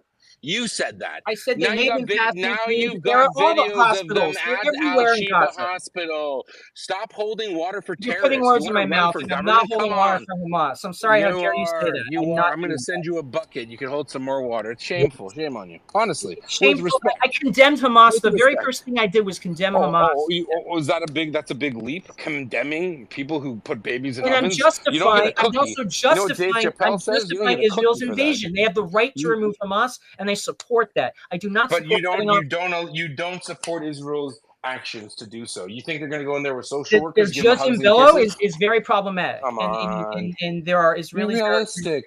Be realistic. Listen, and to Jonathan, realistic. They have not. These are my last statements. I'm going to clear the space for other people. All right, Jonathan, please don't say I'm a Hamas supporter. That's bullshit. Do not call me a Hamas supporter. I said you hold That's water fucking for bullshit. I said you hold one mic. Jonathan, I will respond to your comment. First of all, I do not think at any point you put a target on an international organization. I never said that. IDF has made mistakes. I'll tell you the mistakes they've made because I've seen them. War crimes. I've seen things that are completely court-martial material. What they're doing today isn't one of them. And I'm not indicting international organizations. I'm saying that elements of international organizations on the ground, which are really local Gazans, have been compromised. It doesn't mean you throw the baby out with the bathwater. I'm not saying that. I'm not saying they're all horrible. I'm just telling you that I think give it a couple weeks, you're going to see information released that demonstrates that people who should not have been involved with Hamas were. It doesn't mean that the International Red Cross is junk. It doesn't mean I have a lot of questions, by the way, on how they've behaved in Ukraine. I'm going to tell you that right now. I have very big suspicions. And when it comes to what they've done in Gaza, I think believe you me, I'm willing to wait. I can wait. I'm a patient guy. Piotr explained they have to work with Hamas. Hold on, Brian. Please. I'm talking to Jonathan. I'm just saying I'm not advocating for targeting international organizations, and I would hold Hamas I would hold all these international organizations to the same level as the IDF. They have to act at the highest level. I'll tell you right now, there was a video that Mario posted of an Israeli doing a friggin' DJ set and a bomb set. That, to me, that should be court-martialed. That person should be summarily court-martialed. That's not appropriate. So what's good for the goose is good for the gander, brother. I don't make any distinction. If it's kosher, it's kosher. If it's not, it's not. I'm not saying target the International Red Cross, but I'm saying that I think, this is my opinion, you are going to see information that comes out to show that people working for international organizations in Gaza did the wrong thing, and it's a serious problem, and it can undermine international trust. But no one. But here's the thing: I actually stipulated that, early on in the conversation, that the medical staff and people in the hospital was involved in it. So I stipulated that fact. So I don't understand what you're arguing. I'm arguing. What I'm saying is that there were people in his organization. One second, hold on. Yeah. The point I'm making is you guys started throwing in the International Red Cross. You guys threw in the a Red Crescent that's over there, whatever. Then you guys threw in UN, and then you guys threw in Doctors Without Borders. You guys made it seem like every one of those organizations was in cahoots to harm Israel. Okay, that's how it sounds. I didn't say Doctors Without Borders. No. That was someone else. If you go back and play it, okay, that's what was said. And if Tali comes off the mic, she'll probably clean it up some. She'll probably clean it up some now. Yeah, that's essentially what she said. I'm just saying there are 100%. Guys, I got to move this thing around, right? So, quick room reset, quick space reset, ladies and gentlemen. You already know you're rocking with the freaking shout out to all the people that are triggered, by the way. Mr. Yehuda, #1 trigger. That's my This guy. isn't triggered. This is half My triggered. guy. You're rocking with the best. That being said, ladies and gentlemen, if you're having a good time right now, if you're enjoying the space, if you're enjoying the clubhouse room, I need you to do me a favor. Do me a favor. Throw a fire emoji in the chat right now. Fire emoji in the chat right now if you're enjoying this goddamn space. By the way, for you guys on Twitter, chat features at the bottom right corner. Respond to the tweet of this space with your fire emoji. And I definitely want to go to some people on Clubhouse. I need you guys to get ready right now. I'm about to toss you the mic, right? But quick recap notes, right? Number one, we got the CCTV footage from October 7th showing that Hamas individuals brought hostages from Israel into Al-Shifa Hospital. We got that footage, okay? Number two, so far, let me try to recap. We got footage from October 7th with Hamas individuals driving through Gaza with people they kidnapped from Israel and thousands of Palestinians jubilating, rejoicing, recording, while also participating in the beating of these individuals while they were in that pickup truck. Okay. Number three. Okay. We've highlighted the distance from the Israeli border with Al-Shifa Hospital. That hospital being the farthest from that area of the border that they penetrated through. Okay. So those are the three things that we've covered so far in this space.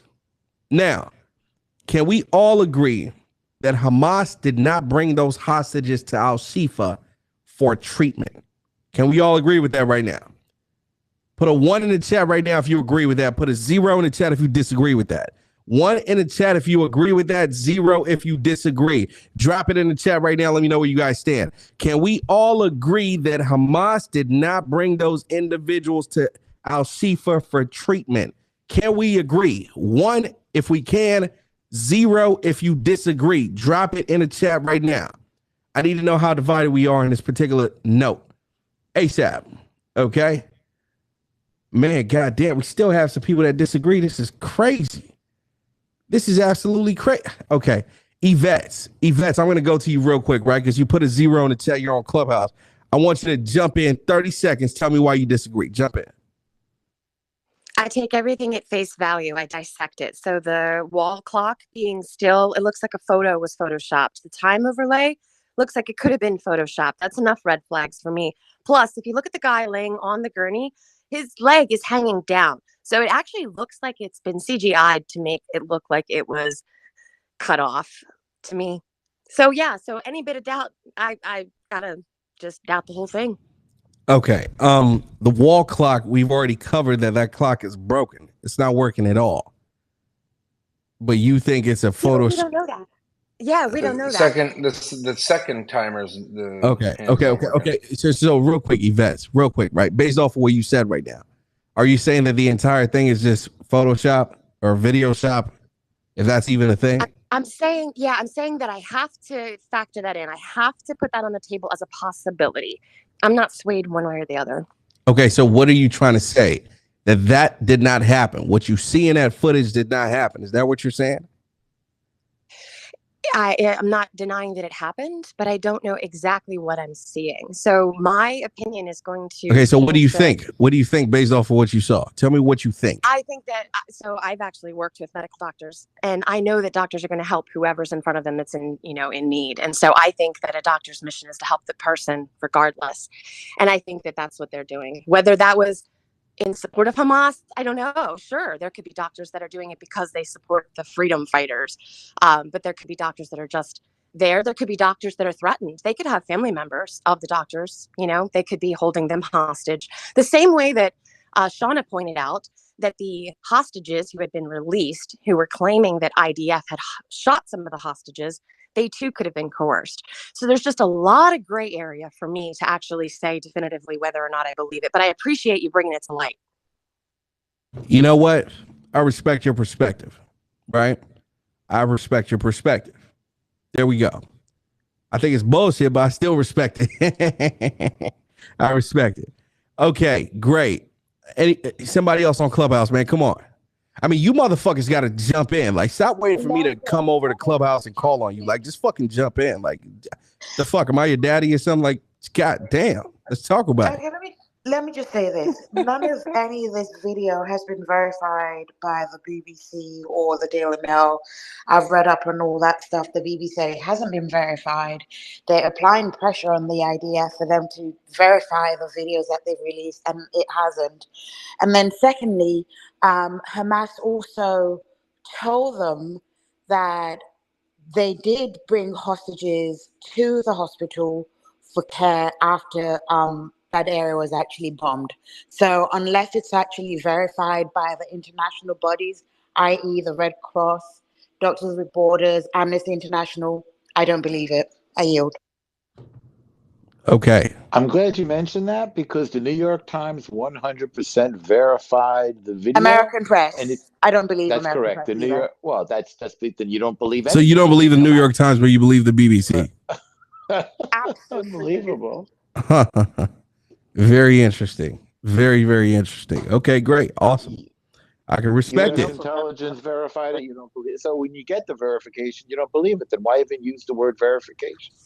Right. Okay, let me go to Mo. Mo, jump in. Let's talk about it. Wait, no, sir. Have you All right, can I speak now? Yeah, It's been yeah. a while. Let me like, go. can I pick a topic or I can just Fucking pick a topic. The hell are you talking? Okay, perfect. Because you were asking, the host was asking if you are pro-Palestine or pro-Israel. That was a question, not a statement. Yeah, I want to answer. Yeah, I want to answer that. No, I no, want to no. go from there. No. I mean, pick That's when I accepted the mic. My God. And like you accepted the mic, and I jumped in. Bro, God. Why you can't go to Twitter? It's comical. Woosah. Bro, calm down for a second. I know you're excited to talk, my brother, but No, I'm not excited at all. Woosah for a little bit, man. You know what woosah is? You know what I mean? Yeah, all right. So I'm a pro Kanani. Appreciate you. Thank you very much. All right, so yeah. Mo, where are you from? I'm a pro Kanani. I believe that that land belongs to us, and I have over 20. Please don't interrupt. Please don't interrupt. You're pro what? Sorry. I'm pro Kanani. I believe that this land was for us 2,000 years ago. And my idol is Herzl, and I want to encourage everyone, like whoever is Kanani or believes that his grandfather was a Kanani, or a grandfather's brother was thinking to become a Kanani, to go back to that land. And let's say, okay, I love Israel. I love Israel. I want them to take us as refugees. Funny. 1 second. Shush. I want them to take us as refugees. We're around 25 million. I think I'm start building these people and this community, and we want to go back there to Israel. And I encourage Israel to give us some lands in the cities, and they stay in the ghettos that they used to be, like they're used to that. Appreciate you. Thank you very much. Okay, but buddy, quick question for you, man. Where are you from? Where are you from? I'm from Haifa originally. My grandfather was kicked out from Haifa. Don't tell me about your granddaddy. Where are you from? Me?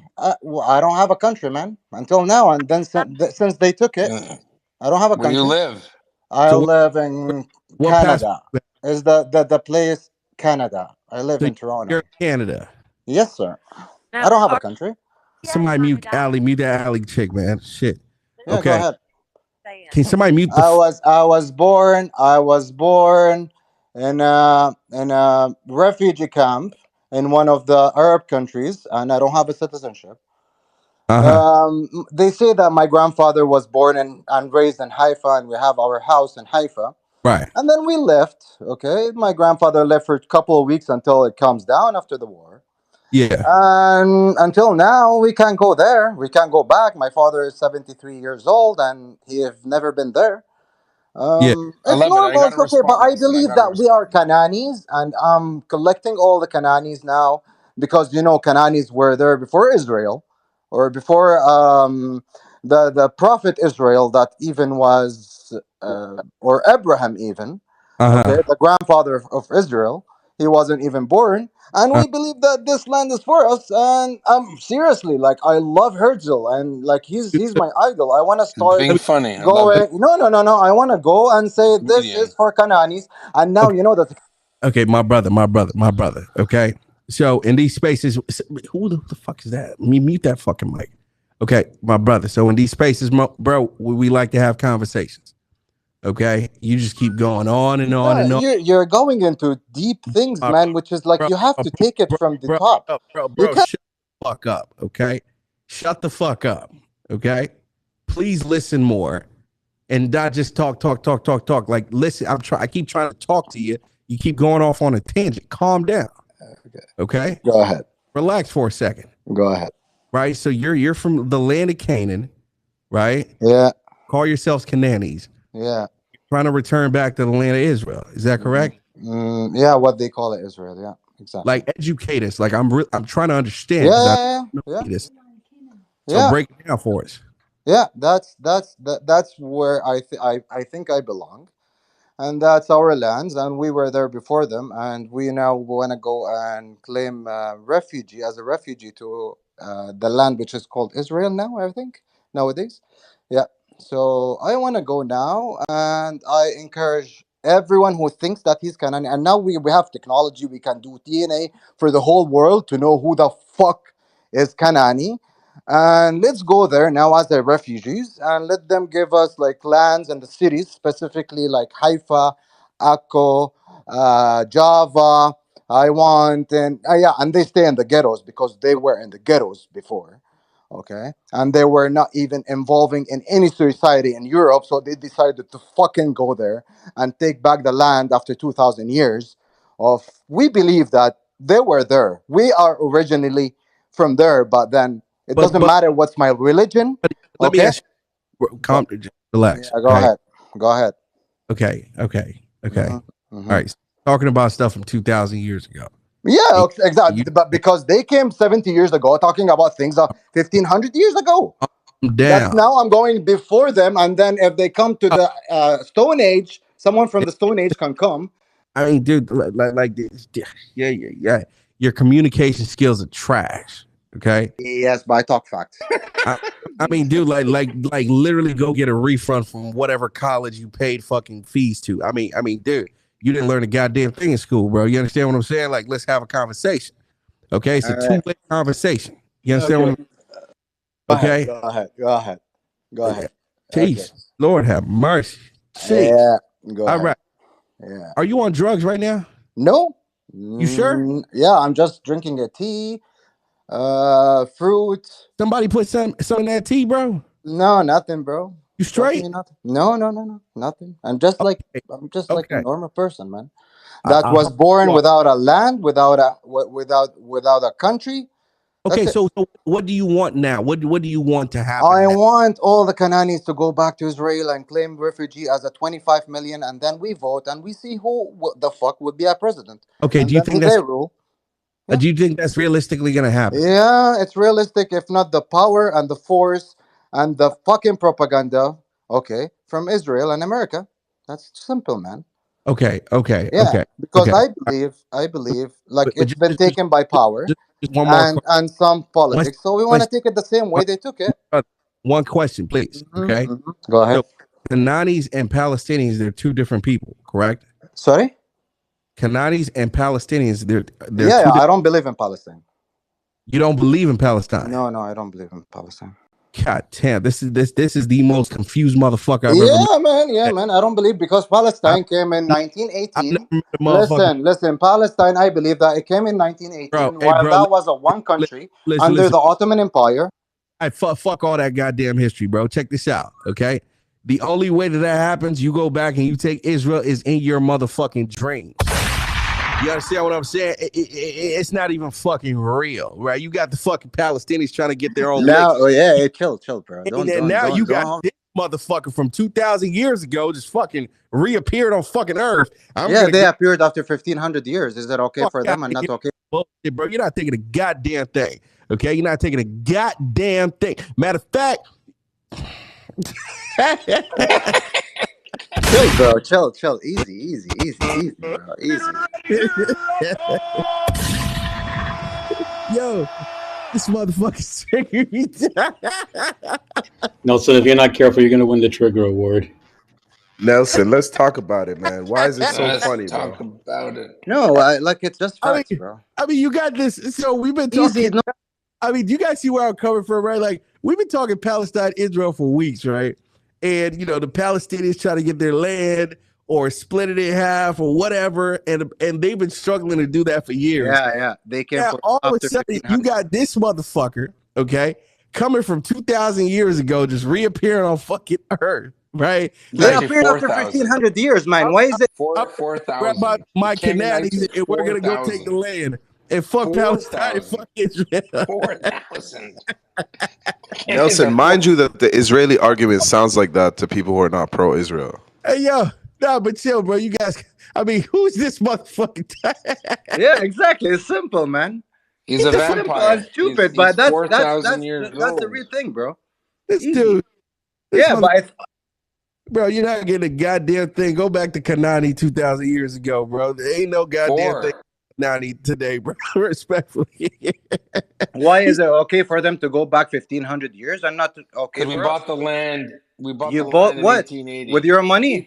Yeah, or they gave it to you. US paid for that. Bro. Paid for that. Calm down. I don't want to entertain this guy anymore, man. Appreciate you, bro. We got a lot of people want to jump on stage and speak.